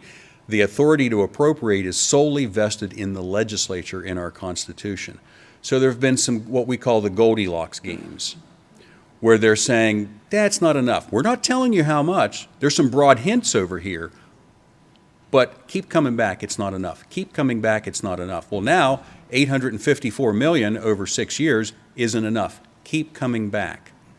That's still trying to tell the legislature how to spend money. So, cost studies. There's another report in the back that talks about cost studies. When the legislature hired West Ed to do its cost study that came out saying you need to spend upwards of $2 billion more, we hired someone to do a peer review of it. And the legislature hired someone to do a peer review as well, but they only had, the guy had maybe a couple of days to really do a peer review of this really extensive cost study. We hired a national expert to do a peer review and look at it exhaustively. And here's some of the reasons. He said not just this study, but any cost study should not be used to set school funding levels. First of all, there's a lot of information that the estimators simply don't have access to. They don't have access to all of the input prices. What are they spending on all the different aspects, whether it's pay and computers and supplies and everything, as well as what could it cost? What are the options? They don't have information on understanding exactly how inefficient schools are operating. They don't have information on the input data for other things that affect. Like, for example, the degree of crime that might be in a neighborhood, the degree of parental involvement in one district versus another. They just don't have access to that information. And so that's one of the reasons you just really don't have an ability to control. Here's another thing, and this is, I'm going to read this because it's a direct quote. For cost function analysis, best practice requires researchers to adopt appropriate modeling and estimation strategies and to check carefully for robustness and reliability of results. That's from a 2011 study, Gronberg, Jansen, and Taylor. Taylor, in that study, is the Taylor that authored the West Ed study. But Dr. Scafferty found she did not include any of these best practices. Now, maybe because she was under a really tight deadline to turn something around for the legislature. We don't know. But the very things checking for robustness and reliability of the data that she herself recommended in 2011 was not part of the West Ed cost study that the legislature was given. Let's talk about efficiency. That West Ed study said they found the Kansas school districts to be very, very efficient. That does not mean what most of us think when we think of efficiency. What they were talking about, it's a comparison of outputs. So, for example, this data per pupil is using current spending. So this doesn't include capital and debt. The state of Illinois had 86% graduation rate in 2015 and spent almost $14,000 per pupil. Kansas had the same graduation rate, but spent a little over $10,000 per pupil. Therefore, Kansas is more efficient than Illinois because it produced, if you just do the math, one graduation point, per dollars. How many dollars per graduation point per student? That's what she was looking at. It's a comparison of cost per unit of output. She wasn't looking at, are they efficiently organized, like having 286 accounting managers or transportation managers or anything else. She wasn't looking at, are they getting the best possible price for everything they're spending? That's not what that study said. It's how it's been portrayed, and consciously portrayed, frankly, by a lot of folks who know better. It's not to say that Kansas schools couldn't achieve the same results at better prices. Now, spending and achievement. What you're looking at here is a map. It's an old 2009 NAEP map. Green is good, yellow is okay, and orange is the worst. So if you just look at this, you might say, well, the states in the north overall have much better outcomes. And so a bivariate analysis, looking at two variables, would suggest that somehow proximity to the Canadian border must have something to do with better outcomes. That's why social scientists don't put much stock in these bivariate two-variable analysis. Well, we spent this and we achieved that, therefore A must have caused B. That's nonsense. What all other factors can come into play? So here's another example, another way of looking at the data. This is from 2015 NAEP data, and it's looking at fourth grade reading for low-income kids. There were 8 states that all got between 21 and 22% proficient on that test. One state New York spent almost over $24,000 per pupil total. 3 states spent less than half that and got the same results. 18 states, on this measurement, 18 states spent less than Kansas and got better outcomes. No matter how you look at the data, it never says spending more money causes better outcomes. It's just not there. This is to set up the next slide. This is looking at 3 states over time, per pupil spending for Kansas, Florida, and New York. And you can see New York is the orange one on top, topped out at $22,745 in 2015, versus Florida is around 10, and Kansas was almost at 13,000. And you can see that there's been a very, very strong upward growth for New York, and a little bit different. Florida actually really did have some declines. Now look at this. This is in the Dr. Scafferty's cost study analysis. and it's comparing the change, and again, this is for 1998 to 2015. This is where we have the last year we have data for both achievement and spending per pupil. And this is looking at the Florida, so this is cut off a little bit, but this right here is Florida. So Florida had a 4% real increase in spending, inflation adjusted, a 4% increase, and saw a 30-point gain, not percentage, a 30-point gain on this test score. And 10 points is considered about a year's worth of learning. So the fourth grade low-income kids in reading in Florida gained 3 years worth of learning over that period. Kansas had a 39% increase in real adjusted spending and got 2 points. The national average was 24% gain in spending and a 14-point gain in results. Look at New York, a 45% increase in spending, they got 14 points. There's example after example after example in that study. Whether you look at total dollars spent, you look at how much things have changed over time, there is no proof. There is lots of proof that spending more money doesn't cause anything to change. That's not the way to go about it. This is, and now that was 2015 because we wanted to compare apples to apples with spending and achievement. In the 2017 results on NAEP, without looking at the numbers, the important thing to understand with this is if you looked at this in 2003, these 8 measures, Kansas won 6 of them compared to Florida and tied once. In 2017, Florida wins 6 measures and ties once. It's completely reversed itself. Florida didn't have the spending gains. Florida isn't spending anywhere near as much as Kansas, and yet it's passing Kansas on most measures. Last 2 slides. This is on some public opinion polling we did. The first one, and this goes back to last November, we asked voters, and this was registered voters, Survey USA did this for us, what do you think about all this information, what's going on with the constitutional amendment and school funding? 59% of voters said they want to change the Constitution so that judges can't set funding. Only 20% said they want judges to continue to set funding, and 21% weren't sure.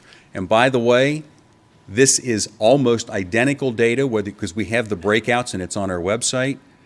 This is the average. Didn't matter whether you were liberal, moderate, or conservative, self-identified.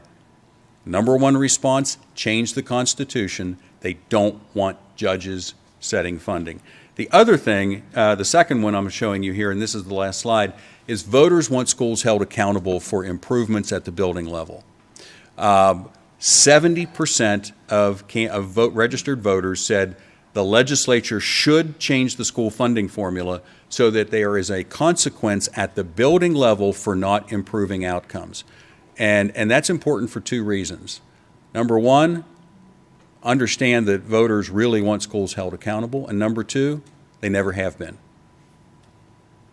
There is, when schools talk about accountability, we have to write a report. We might have to go appear before a legislative committee. Nothing changes.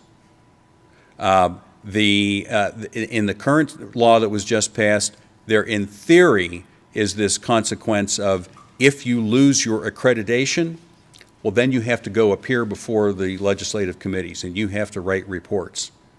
But the Department of Education, or the state school board rather, is making sure that that really won't ever happen because they no longer accredit buildings in Kansas. Now they just accredit districts. So you can have a really, really lousy building in your district, and if all the others are just kind of okay, then that building is fine. And I'll close with this. We asked the Department of Education, so when was the last time that a building in Kansas lost its accreditation? They didn't know. It just doesn't happen. Without accountability, we're not going to see things change. So, James, let's open it up for questions.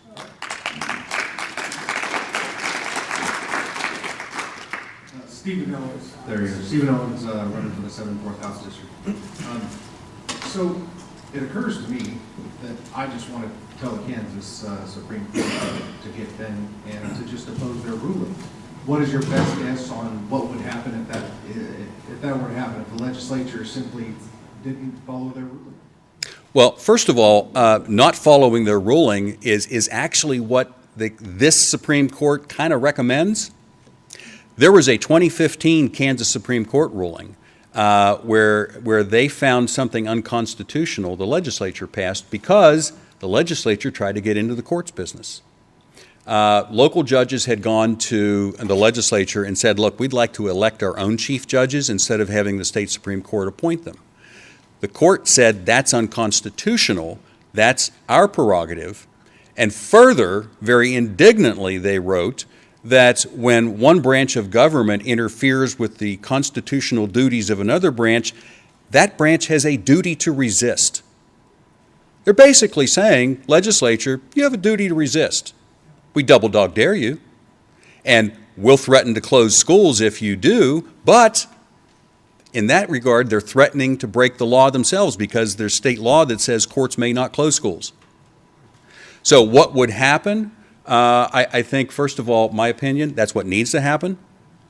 Because, I mean, the court itself laid it out.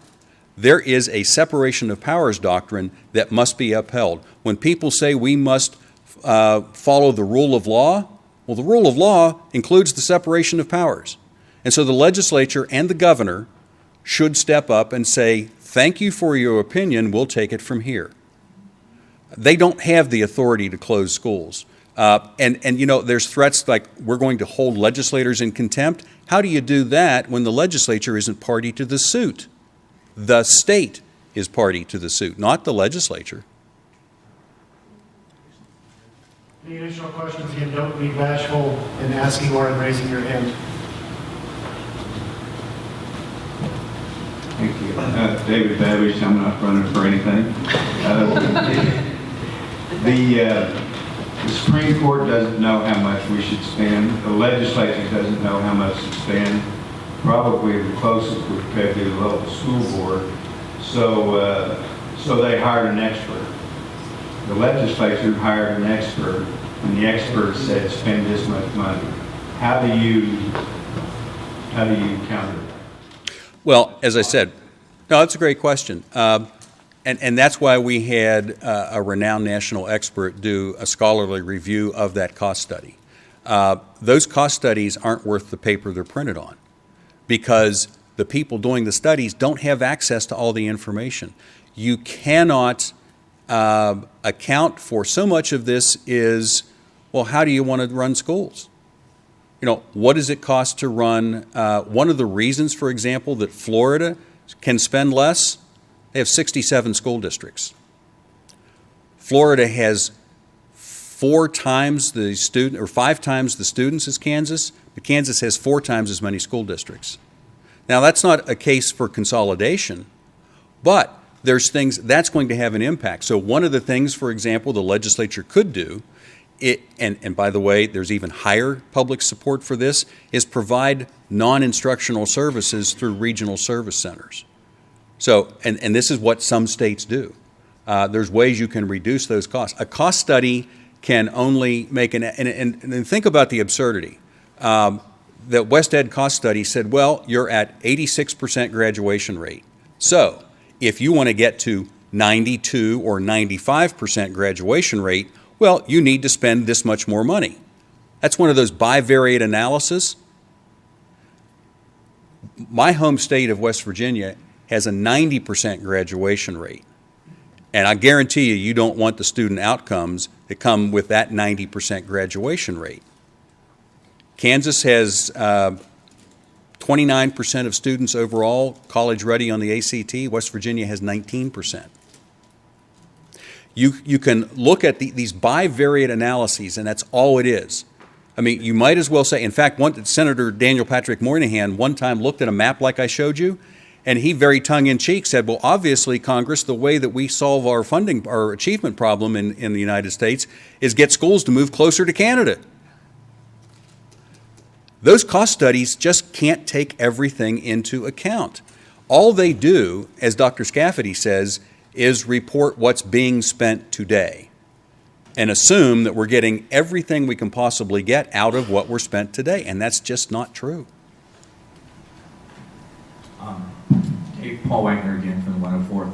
I wonder, do you have the data as far as how private schools in Kansas do as far as on test results?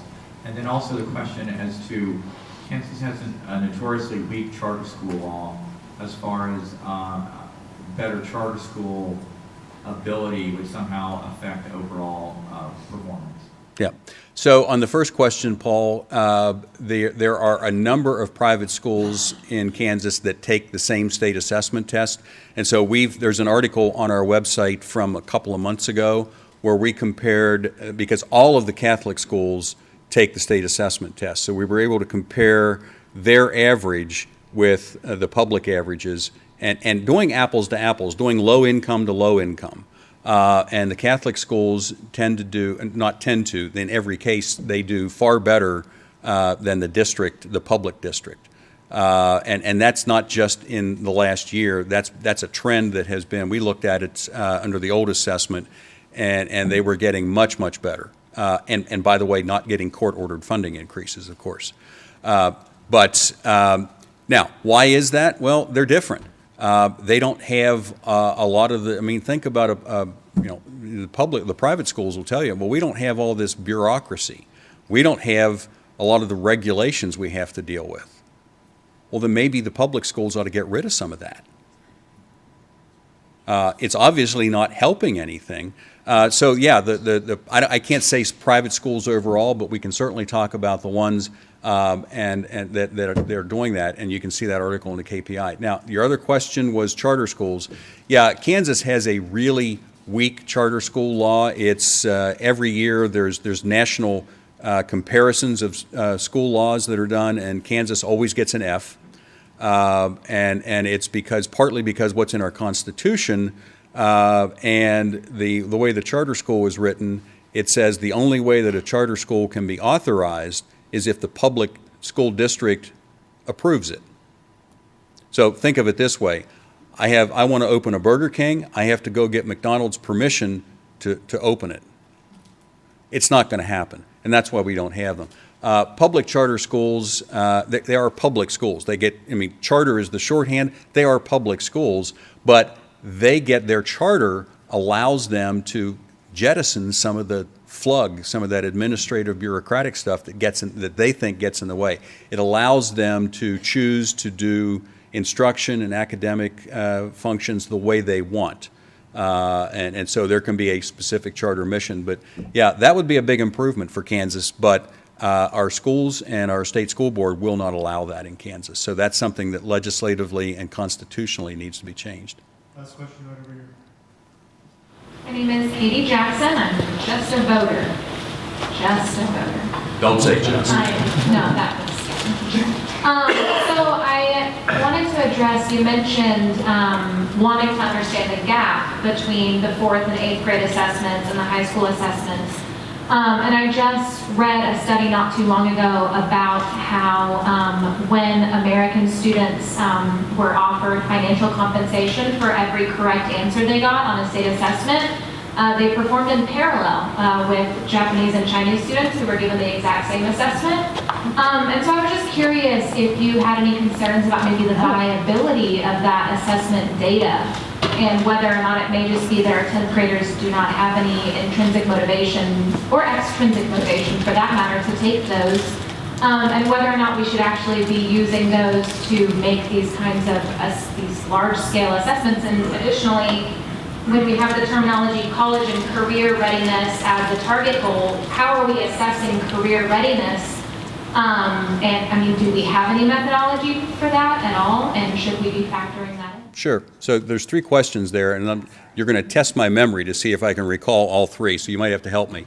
First of all, on the validity of the assessment scores. To the extent that there some students might not be motivated to do it, that's going to be universal, whether it's one district to another, one state to another. And so you can still, even if motivation, let's say, is suppressing in this country versus another country, we're talking about comparing Kansas to other states. We're talking about comparing one district to another district. So that wouldn't really be any kind of a factor. Now, in terms of having, you're saying, what if there was some kind of inducement, would they do better? Was that your question? More just whether or not it's a tool that is successful enough, especially with the state assessment in particular. Oh, the state, okay, so. Web surely is, 4th and 8th grade all over the nation, but those other assessments that are used in 10th grade are specific to Kansas, so. Right, and that's all set by the Department of Education. And so they're the ones who decide what qualifies as college and career ready. They decide what the cut scores are, what the questions are, and so forth. Where we see the validity, I mean, regardless of whether you could say, well, if you ask the question differently or if you had set the standard differently, you might get a different outcome. The important thing is we're still seeing very low levels. And these levels track. So, for example, we had 29%. If you look at ACT scores, all students in Kansas who took it, it was 29% were considered to be college ready in English, reading, math, and science. Now, look at the state assessment data, and we're seeing there about a little bit less than a third of the students in the 10th grade on track to be college and career ready. When we're looking at in the old days where Kansas, now it's all in college and career ready, the previous assessment was on proficiency levels.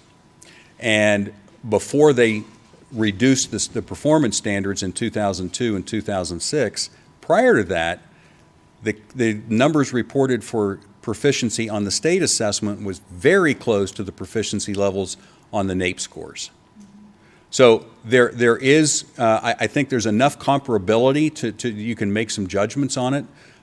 You can always change it and so forth. One thing I'll add on the motivation, that's up to parents and school boards to start providing some of that motivation. Classic example, in the Kansas City School District, there are 5 high schools. 4 of them on our A through F get Fs. 1 of them gets Bs and Cs, and that's Sumner Academy. And the difference between Sumner Academy and the others is that in order to go there, it's public high school, in order to go, the kids have to have a certain GPA. They have to have good attendance, and they have to have good behavior. And when they get in, that all has to be maintained, or they go back somewhere else. Raise the expectations. I mean, the expectations that I had when I was in high school, the things that kids routinely do today, we wouldn't even think of trying to get away with when I was in high school. And I'm telling my age a little bit, but of course we didn't have cell phones then. But if we did, check them at the door, or we'll take them and you won't get them. I mean, we put up with too much in schools today, and that's all under the control of the state school board. Thank you, Dave. Thanks. I'm going to turn it over to Melissa Faust, who is going to talk about Medicaid and whether or not Kansas should or should not expand as part of the Affordable Care Act or Obamacare, depending on which name you want to describe it. So take it away, Melissa. Thank you very much. Okay. Move over here. So we are entering now our 3rd hour. So and I'm about to talk to you about Medicaid. So if you need to get more caffeine or sugar or what have you, I won't blame you at all. So to date, we've been talking about things that are specific to struggles that Kansas has had ongoing, things that Kansas has already done in terms of its tax policy, its spending policy, education. But as we move into talking about Medicaid expansion, specifically Medicaid expansion as contemplated as part of the 2010 Federal Patient Protection and Affordable Care Act, popularly known as Obamacare, this is something that the state of Kansas has not done. And so in this instance, I think it is useful to turn and take a look at the coming up now on nearly 36 states who have already expanded, look at their experiences, look at what the current state of play is, both in those states as well as at the federal level in terms of how they're dealing with their side of Medicaid policy, to try and draw some conclusions about what direction Kansas should go on what is obviously a very critical question when we talk about the amount of money involved here. So past Medicaid expansions. What have we learned from states who have already expanded? What has happened in the past since it's been several years now since Medicaid expansion took full effect in 2014? That Medicaid expansion through Obamacare, of course, is an expansion of Medicaid benefits, not just to the traditional population, which is more vulnerable individuals. So we're talking about low-income elderly, low-income children, the disabled, pregnant mothers, to the expansion population, which is comprised almost entirely of able-bodied working-age adults. So, first thing that we've learned from other states, more people enrolled than projected in Medicaid expansion by a lot. So we had 17 states in 2014 who issued projections about how many people they expected to enroll in Medicaid expansion its first year. We compare those numbers to what actual enrollment was, and across those 17 states, 91% more people enrolled than was anticipated. So if you're states and you're going in and planning that we need to have X number of doctors on our networks to make sure that we have network adequacy, we need to be planning for X amount of administrative costs per enrollee. If you're getting nearly twice the people that you anticipated, that's obviously going to create some issues, both for access and for cost. Per enrollee costs are higher than anticipated. This was also a little bit of a surprise. In the first 3 years of Medicaid expansion, individual enrollee costs were 76% higher than anticipated. So over half, again, more expensive than the federal government projected per enrollee. This is also important to note because one of the selling points of Medicaid expansion, one of the reasons that it was going to be affordable, was that the expansion population was anticipated to be much, much healthier than the traditional expansion population would cost a lot less.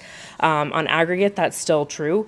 However, the fact that individual enrollees within the expansion population cost so much more per enrollee than was anticipated is also a problem from a budgetary standpoint.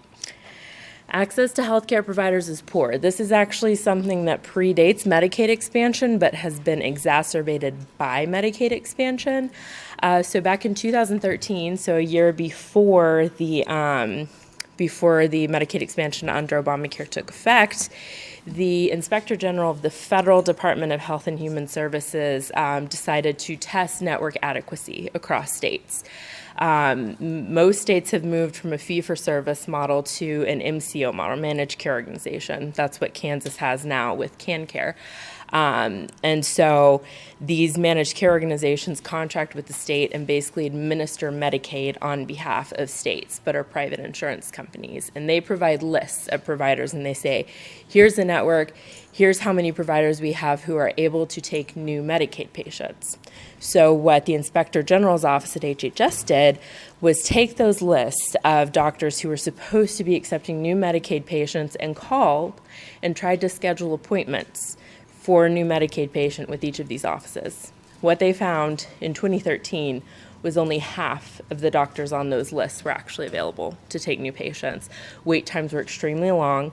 A quarter of the providers had wait times of over a month, and 1 out of 10 had wait times of over 2 months. They said a lot of obstetricians that they checked with couldn't get a woman in until 2 or 3 months, meaning that she would not receive prenatal care in her first trimester for pregnancy through Medicaid. And I have this grab quote, of course, from a pediatrician that they interviewed as part of this, basically saying that it's nearly impossible to find specialty care for Medicaid patients with very common chronic illnesses like diabetes and asthma, which, if left untreated, become extremely expensive to treat in the emergency room.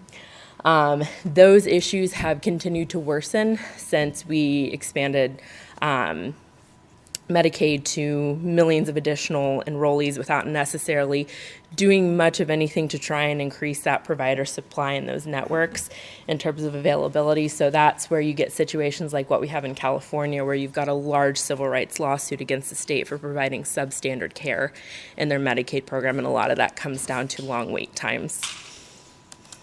Only a small portion of Medicaid funds directly benefit enrollees. So some of the best research that we have about outcomes under Medicaid comes from the Oregon experiment. You spend any time working in Medicaid policy, you hear about the Oregon experiment a lot. The reason for that is it is the only good recent data we have that's sterling, standard, random assignment, true experimental data. The reason for that is that Oregon, prior to Medicaid expansion under Obamacare, undertook a voluntary expansion, same type of population as Medicaid expansion under Obamacare, able-bodied, working-age, low-income adults, but they basically did it through a lottery system. So researchers were able to come in and take this similar population and track the people who got coverage and the people who didn't and see what the differences were. So obviously a huge boon for us in terms of quality research. One of the things that they found from that data set, and we're still getting great studies coming out of that data set, comes from Finkelstein, Hendren, and Letmer, who are researchers at Princeton, Harvard, and MIT. What they found was that for every dollar spent in Medicaid, approximately 20 to 40 cents of that dollar reaches the enrollee in the form of a direct benefit. The rest of it represents transfers to implicit providers of insurance and some other things. So there's obviously some huge inefficiencies going on in the Medicaid system, and we're seeing a lack of funding getting directly to the intended recipient, which is obviously problematic. Woodwork effect is real and is really devastating to state budgets. This is one piece that states have a particularly hard time predicting and has had a particularly big immediate impact in causing state budget problems. So for the first 3 years of Medicaid expansion in any state, the federal government covers 100% of the costs for newly eligible enrollees. But that's the catch. They only cover 100% of the costs for newly eligible enrollees. However, when the state expands Medicaid and all the hubbub and the news about, hey, there's this new health care benefit available, a lot of people run in, they sign up. A lot of times, some studies in certain states like Kentucky found that patients coming into hospitals, about a quarter of them previously had private insurance and moved over into Medicaid. So you get people who had insurance some other way or maybe didn't have insurance. They run in, they sign up, but they were actually already eligible. It doesn't matter if they signed up as part of a Medicaid expansion drive. If they were already eligible, the federal government is only going to pay half of their costs. And the number of people who were actually already eligible who came in and signed up for insurance was far more than anybody was anticipating. So in the first year of expansion in 2014, there were over 400,000 more individuals who were previously eligible who signed up than were anticipated at a cost of an additional around $3 billion, 1.15 of which was borne directly by the states. Expansion has not saved hospital finances. This is another thing that we have discussed a lot with folks. Obviously, a lot of hospitals, especially in states like Kansas, where you have a lot of rural hospitals, are kind of on hard times. There's been a lot of changes to how healthcare is delivered. There's been a lot of changes just generally to how people finance and receive healthcare, and hospitals have been impacted by that. And so one of the big selling points in a lot of states for doing Medicaid expansion is that hospitals are required in their emergency departments to take on people that are coming in for emergency care regardless of their ability to pay. And so hospitals are gaining a lot of bad debt from people who are uninsured. So the reasoning goes, we'll expand Medicaid, and that will at least ensure that the hospitals will get something for these people, even if it's not that full reimbursement that you would get from private insurance. Well, unfortunately, what we've found in other states that have expanded is that bad debt from people who aren't actually insured is increasing because deductibles are increasing. So people are coming in from care and they have insurance and they still can't pay. And that's one of the reasons just a little over 6 months ago, Moody's downgraded U.S. not-for-profit and public health care financial outlook to negative. They anticipate that bad debt will increase both in expansion and non-expansion states. And again, as I mentioned in Kentucky, they had significant crowd-out effect of people coming into their hospital who weren't previously uninsured. They had been privately insured and switched over to Medicaid, so the hospitals are actually having a net loss on those patients. It's offsetting a lot of the benefits they get from people who are previously uninsured getting covered. So bottom line, it really hasn't been the financial boon that was expected in pretty much all states.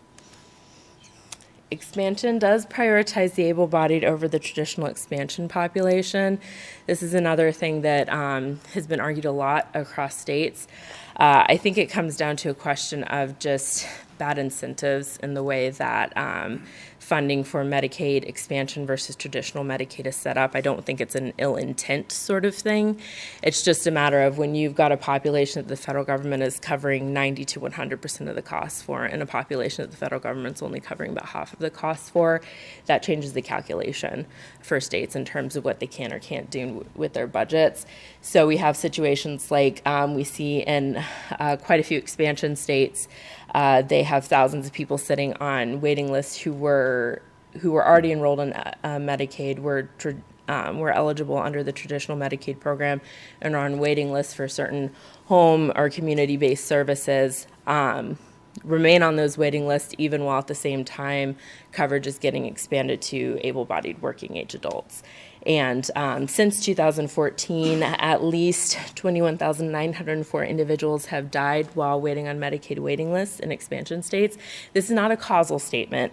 Nobody here is saying that all of those people died because they remained on these waiting lists, but the fact remains that you had almost 30,000 people who died never receiving care that they were promised as part of Medicaid, while at the same time other people had coverage extended to them. So there's obviously some incentive issues going on there. So where does that bring us to right now? There's a lot of action on the Medicaid front in states. A lot of states are trying to get out in some form or another. More than 1 in 4 expansion states has applied for some sort of federal waiver to try and roll back their Medicaid expansion program in some way. For the majority of them, this is a Medicaid work requirement. For a couple states like Arkansas and Massachusetts, they requested to roll back eligibility from that 133% of the federal poverty level down to 100% of the federal poverty level. And last year, Ohio lawmakers voted to freeze their Medicaid expansion, just cap enrollment where it was and let people that natural attrition kind of take care of the issue. Of course, Governor Kasich vetoed that.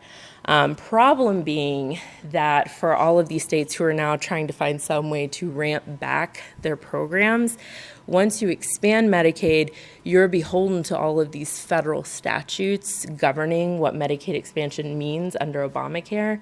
And any changes you want to make to that, any time that you want to try and cap enrollment or cap your expenses, you then have to ask the federal government for permission on how the state spends its money, essentially.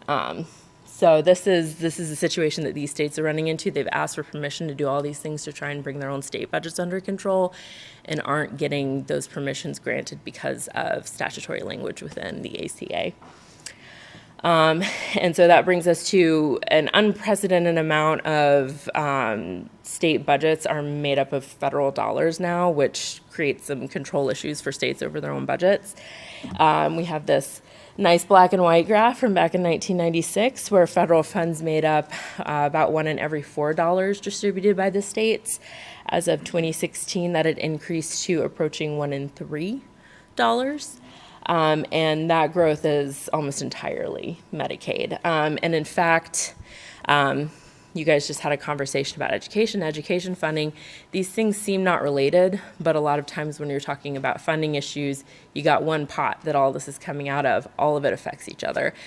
So we actually see that in a lot of states, specifically I'm thinking of West Virginia, who had a lot of teacher strikes this year and is an expansion state, that Medicaid is actually one of the prevailing factors in education shrinking as a percentage of state budgets. So as Dave was talking about, nominal spending on education hasn't fallen. Like states continue to spend more money on education every year. But as a percentage of their state budgets, education funding is shrinking. And that is something that a lot of people are concerned about. They don't like seeing, down from 25 to 20% to maybe even less than 20% of their state budgets being dedicated towards K through 12. Well, pretty much all of that has to do with Medicaid. So I have this screen grab from the National Association of State Budget Officers, their most recent state expenditure report explaining that Medicaid has risen as a percentage of total state spending, growing from 20.5% in 2008, so 1 out of every $5, to an estimated 29% in 2017. So again, we're starting to approach this 1 out of 3 territory.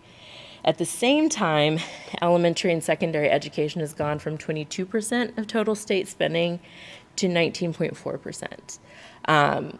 And they state that the reason for elementary and secondary education representing a smaller share of total state spending is not because nominal spending has declined, but because its growth rate is slower than the growth in Medicaid spending. So you're just seeing that kind of Pac-Man of Medicaid spending kind of growing and soaking up those other areas of the budget. And then we also have some continuing conversations at the federal level about what to do about Obamacare writ large, and especially about Medicaid expansion, which is one of the largest expenditures out of that law. The president's budget this past year, which of course is largely a symbolic measure but an important signaling mechanism nonetheless, did not include any money for Medicaid expansion. And there's recently been an Obamacare kind of repeal 2.0 effort launched by Senator Santorum and quite a few influential organizations up in DC. So this is still an ongoing conversation. It's not something that's dead and done, and there's no uncertainty left. Obamacare is here in perpetuity exactly as it is now. Not the case. And the Trump administration released Medicaid work requirement guidance saying that states could apply to add work requirements to their Medicaid programs. Some states took this as a sign that, hey, well, if we can slap a work requirement on it, then that means it's a conservative Medicaid expansion. We can do that.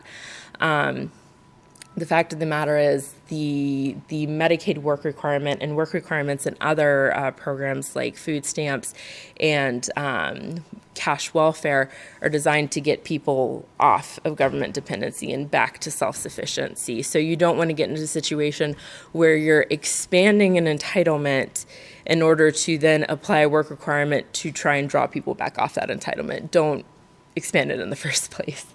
And again, even with a work requirement, which is still actually being tested in the courts, it's being tested in Kentucky right now, so we don't know what the overall outcome on that is even going to be. Even with that work requirement, a state's Medicaid expansion under Obamacare is still constrained by Obamacare statute, so you can't cap your enrollment, you can't cap your spending. There's no overall controls.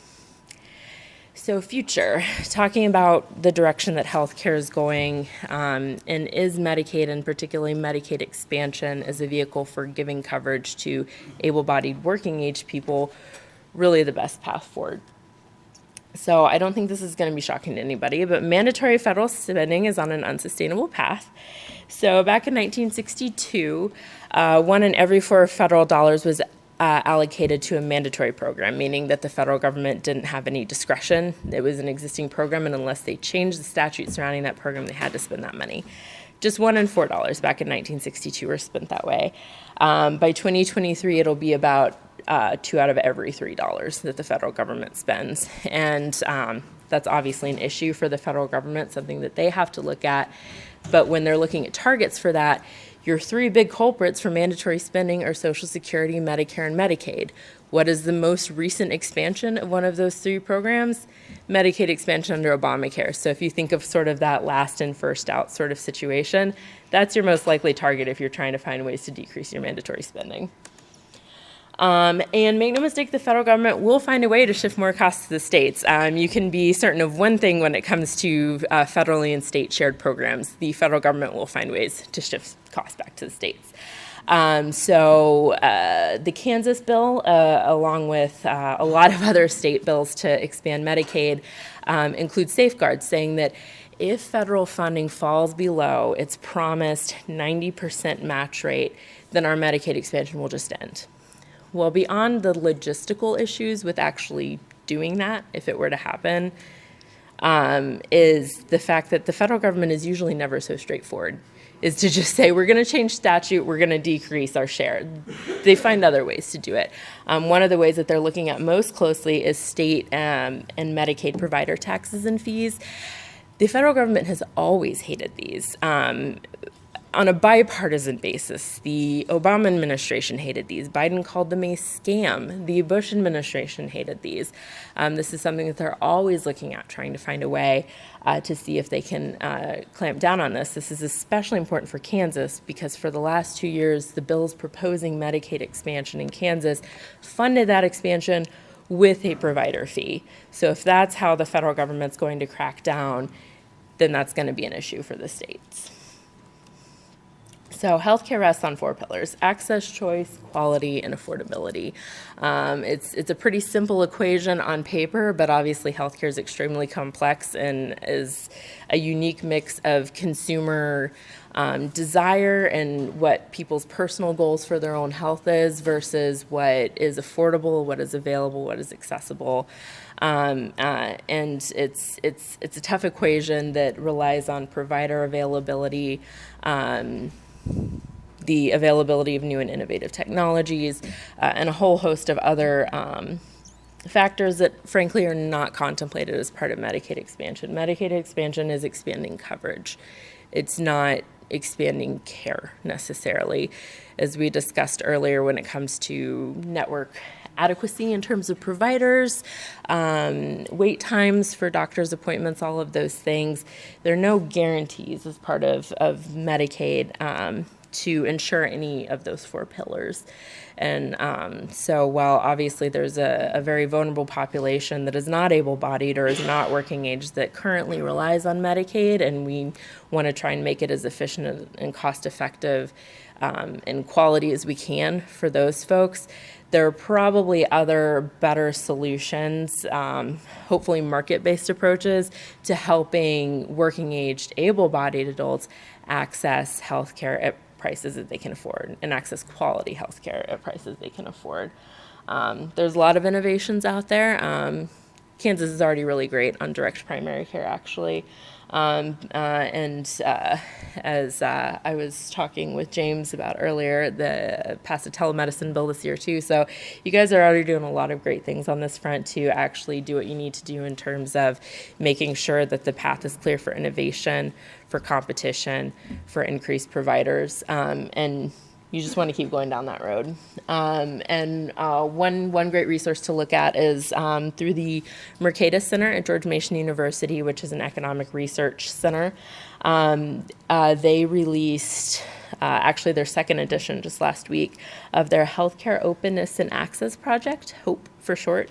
And basically what they do is they go through and look at all of the regulations that affect how open and competitive and accessible a state's healthcare market is, which obviously has a lot of impacts on affordability as well.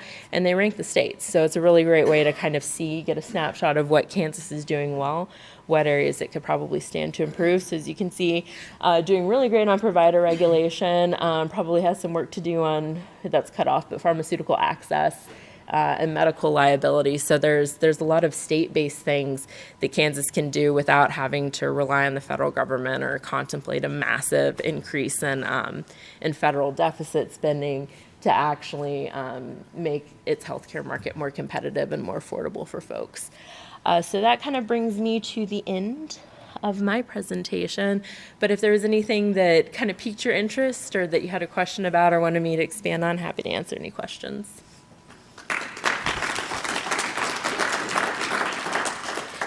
All right, remember, raise your hands high as you have questions to discuss on Medicaid here.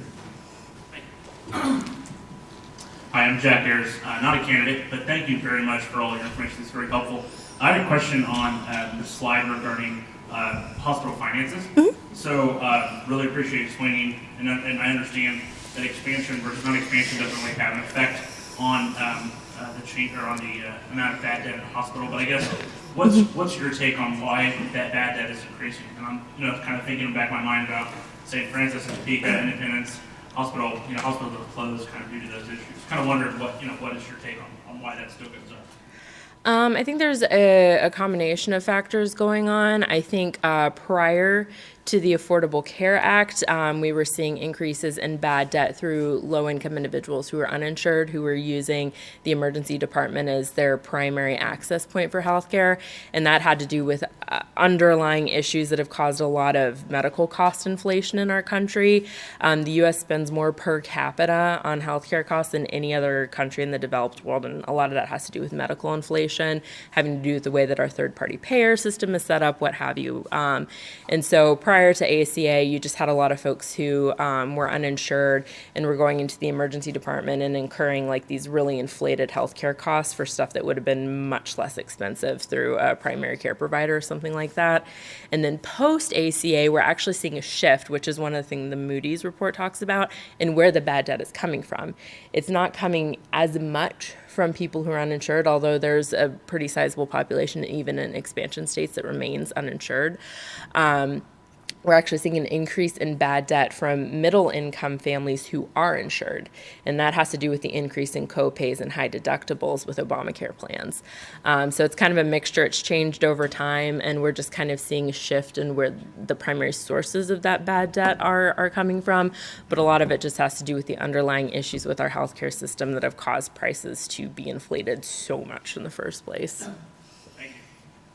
Thank you. I was told that 2019 that the tax penalty would quit on Obamacare if you did take it. Is that true? Yes. So as part of the 2018 federal tax reform law, one of the pieces of that law was actually that they removed the individual mandate from the ACA, meaning that prior to 2018, if you didn't purchase insurance when you went to file your federal income taxes, you had to check a box saying whether or not you were insured. And if you hadn't been insured for more than a certain period over that year, you had to pay a tax penalty or fee or whatever they argued before the Supreme Court that it ended up being. So as of 2018, with that change in the federal tax laws, which takes effect next year, that question goes away. You don't get penalized if you didn't carry insurance that met ACA guidelines. This will be our last question on Medicaid. Thanks. Carrie Humphreys again. My wife Susan is running for re-election in the 99th House District. Your last slide on page 89, which shows provider regulation, Kansas number 1, and pharmaceutical access, Kansas number 51. Could you just explain how that slide works and maybe use those two as the example? Yeah, sure. So as I mentioned, this is the HOPE Index, the Healthcare Openness and Access Project at Mercatus Center, which is Dr. Darcy Bryan and a few researchers from Mercatus put this together. The first one was a year and a half or so ago, and they just updated it. So basically, they have an overall score. They rank everything from 1 to 5, 5 being the best and 1 being the worst, and then they have these subcategories. So they have individual rankings for states for the subcategories as well as an overall score. As you can see, Kansas ranks overall 26th, and then in these individual brackets. And each of these sub-indexes has usually around 4 policies that are included under there that they use as markers. Some of them... So for the pharmaceutical access one, for example, a couple of the things that are included under that is the availability of certain medications over the counter. Some states have different laws in terms of contraceptives or pseudoephedrine or different types of things like that having to be accessed directly through the pharmaceutical versus over the counter. Which can act as a barrier to folks. So that's one of the things they talk about. They talk about the ability to get or renew prescriptions online. Obviously, as we're moving towards telemedicine, the ability to do online prescriptions has a large amount to do with access.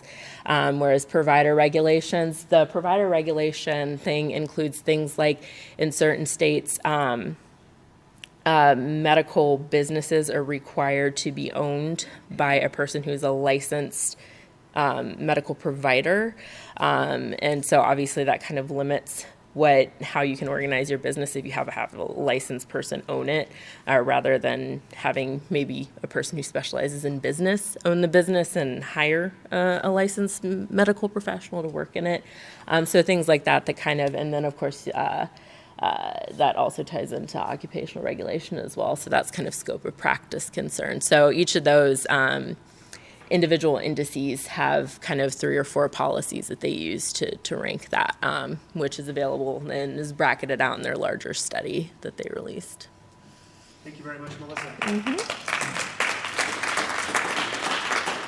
And as Dave comes up, Carrie, to your question, but then for everybody, at the bottom of all of the slides, and then in the materials in the back are the sources for all of these different types of things. So if you have specific questions that we didn't have a chance to get into over the course of the different presentations, it should all be right there I'm trying to be transparent in where we get our data and the studies that are referenced and whatnot. So thank you all for sticking around. We've had a little bit more attrition than we had this morning in Salina. I don't know what that means about people in Salina being hardier than we are down here in Wichita or whatnot. But with that, I'll turn it over to Dave for our final presentation on property taxes. So property tax, the tax everyone loves to hate. I thought we'd start with some two pieces of good news. First, this is the last presentation, and it's the shortest presentation. So that's the good news about property tax. I'll start with the difference between state and local. Most property tax is local. Only about 15% of the dollars that are collected are state, and that is from two sources. The bulk of it is 20 mills that's mandatorily charged for support of schools, and then there's 1.5 mills that is for the state building fund, and that's largely higher ed. The rest of the taxes are charged by various forms of local government. It's cities, counties, school districts, library districts in some counties, and so forth. This is the breakout. You can see that 47% is the biggest piece. That's cities and counties and townships. 26% of the taxes is K12. That's LOB, capital outlay, bond and interest debt that they've incurred mostly. And then 15% state, and there's some other little pieces in there as well. Total property tax in 2017 was $4.7 billion. Roughly $4 billion of that is real estate tax, and about $750 million that's personal property tax. And most of what's in personal property is state assessed. That's utilities and railroads. So the bulk of the property tax is real estate. Real estate taxes have gone up 195% since 1997. A little bit of difference here between assessment, how the taxes get charged. Our Constitution in Kansas has two, well, they have several, but the two big ones here that we'll talk about, the assessment ratios. So residential property is assessed at 11.5% of its appraised value. So if they appraise a house at $100,000, the tax that's going to get charged is going to be based on $11,500 worth of assessed valuation. Commercial and industrial property, on the other hand, is taxed at or assessed at 25% of appraised value. So that's one of the big reasons that Kansas, compared to other states, has some of the highest effective property tax rates on commercial industrial property. And I don't remember, Eric may have mentioned this, but it's in the Lincoln Land Institute report at the back of our 2018 Green Book. The highest effective property tax rate in rural areas in the country is in Iola, Kansas. So if you live in rural areas and you're wondering why, it's because Kansas, and it's a lot of that is it's a double factor. It's the assessment ratio, and then it's the mill rates that are charged, and we'll get to that into a minute. Effective tax rates, urban residential, number 28, you can see those, how Kansas ranks on some of those, and there's a lot more of information on that in the 2018 Green Book. I want to talk about the voter law that's been in effect now, actually in effect for about a year. It's called a property tax lid. That's an inaccurate description. It's a property tax trigger. A lid would imply that it can't go beyond this. What Kansas has in place is a law that says for local government, cities and counties, to take it beyond a certain level, which is an inflationary increase, they need a public approval. So it's not a lid. It can go higher, but to take it beyond inflation, they have to get your permission to do that. And when that's talking about the tax dollars on with a lot of exceptions. So the law excludes money from new construction. It excludes spending on a variety of different kind of spending. And so it's a really watered down property tax trigger, and yet there were a few tests. I know one that passed and one that failed, and they're really small towns, so don't test my memory on which ones they were. why did voters demand the legislature pass some kind of protection? Why is it the most hated tax? Well, here's an example. In Sedgwick County, and this is one of the good examples, property tax revenue is up 95% since 1997, where inflation is 47%, and in Sedgwick County, there's been a 17% increase in population. So if you put the inflation and population together, you've got about a 64% increase. So you could see maybe if property taxes were going up 64%, but not 95%. Now let's look at how other counties compare. Well, City of Wichita, 107% increase. Butler County, 199% increase. Anybody here from Andover? Now, again, Andover's had a lot of population increase, but 500% increase in property tax. So when government likes to say, we haven't raised your property tax, they're only talking about the mill rate. There's two ways that your tax goes up. One is the assessed valuation, and the other is the mill rate. So when you're seeing these kinds of examples, Reno County, for example, Paul's back there from Reno County, 209%. So they should be reducing, what they really should be doing to be more taxpayer friendly is reduce the mill rate. So if you've got a 47% increase in inflation and population, you don't need a 209% tax increase. That's just choice. And the way these budgets get put together is local governments decide what they're going to spend, and then they look at how much did valuations raise the property tax, and what will we get from the mill rate? Do we need to increase the mill rate in order to spend what we want to spend? It's not the reverse process. It's not a matter of what do we need to spend. Are we effective, like we talked about performance-based budgeting? That doesn't enter into it. So why do property taxes increase so much? Well, it's the spending. Again, it's the only thing that determines how much a government taxes is how much it chooses to spend. So in this 20-year period, and this is census data, there's been 51% inflationary increase, but local government spending in Kansas went up 124%. So 2.5 times inflation. What's another reason it might go up? Well, we are the second worst state in the nation for local government employees per capita. Some of that's because we have a lot of government. We have a lot more, on a kind of a per resident basis, a lot more cities, counties, and townships.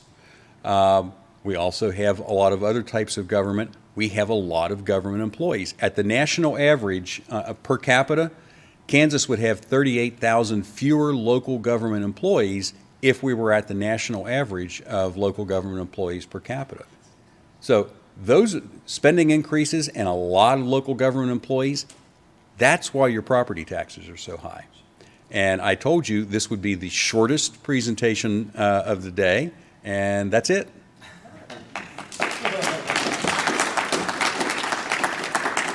That means we have a couple of minutes for questions, so we'll take our first one right up here. Joseph Tex Dozier, JTD Strategies. I'm a little naive when it still comes to Kansas policy, but property taxes, I just moved here from Texas, and property tax reform is top of the ticket for voters in Texas, but we seem to not be able to do anything, even protection, with our supermajority Republican legislature. And one of the things that we put forward, and I'm curious how it works here in Kansas, is going to this lid that that's on an actual tax raise, while in Texas our problem is appraisal values go up 36% over 4 years. So the appraisal values go up, the tax rates never go down, and in Texas we have had huge debates about a rollback rate triggering an election to do a rollback election. And mainly that's centered on what would that rate be, and how do the citizens then get that ballot election to occur. Is there a rollback rate in Kansas? Is there centered around appraisals? Is there any discussion about doing that for voter protection, and at what level? Yeah, those great questions. There has been discussion, and hopefully there'll be more discussion on, because we still, the voter trigger law that was passed helps, but it was watered down so much that it's de minimis help. We need a lot more, and so we're trying to promote a lot of discussion on some of the various options, including some of the ones you mentioned. The way this works in Kansas is that it's on the valuation. It's the two parts, the valuation and the mill rate. And so the measurement is not on the valuation, it's on the tax dollars generated. So it doesn't matter whether it comes from mill rate or valuation. If the dollars you're going to spend on from property tax revenue exceeds inflation with the exceptions, that triggers the requirement for a public vote. Okay. Any last questions? Paul, yes. You know, I've seen Paul Wagner from Hutchinson 104th. I've seen the data you guys have generated on and it's from some other source on Kansas having like 630 employees per 100,000 people or whatever, which the national average is more around 400. Has anybody like really broken down that exactly how Kansas is literally that much higher than everybody else? I mean, what is driving that? I mean, is it small town governments? Is it townships? Is it what? It's kind of an all of the above answer, Paul. There's in the Green Book, there's a breakout of 50 states, all 50 states on general purpose governments, which are cities, counties, and townships. Kansas has about 2,000 residents per general purpose government. The national average is over 8,000 residents. And what that means is we have 4 to 5 times as many local units of government. It's most of that's in the townships, some of that's in the counties. Again, we have 105 counties in Kansas. Anyone know why we have 105 counties? Senator? Going to get to the courthouse on horseback or in a wagon. That man wins the prize. County courthouse had to be 1 day's ride, no more. That's why we have 105 counties. No good reason. It's just, that's the way it is. Florida, 67 counties. We have 105. Florida has millions more people than we do. So there's lots of ways it can be done, but that's it, Paul. It's a combination of we have more counties, we have a lot more townships and other types of government. Yeah. Thank you very much, Dave. Okay, thanks.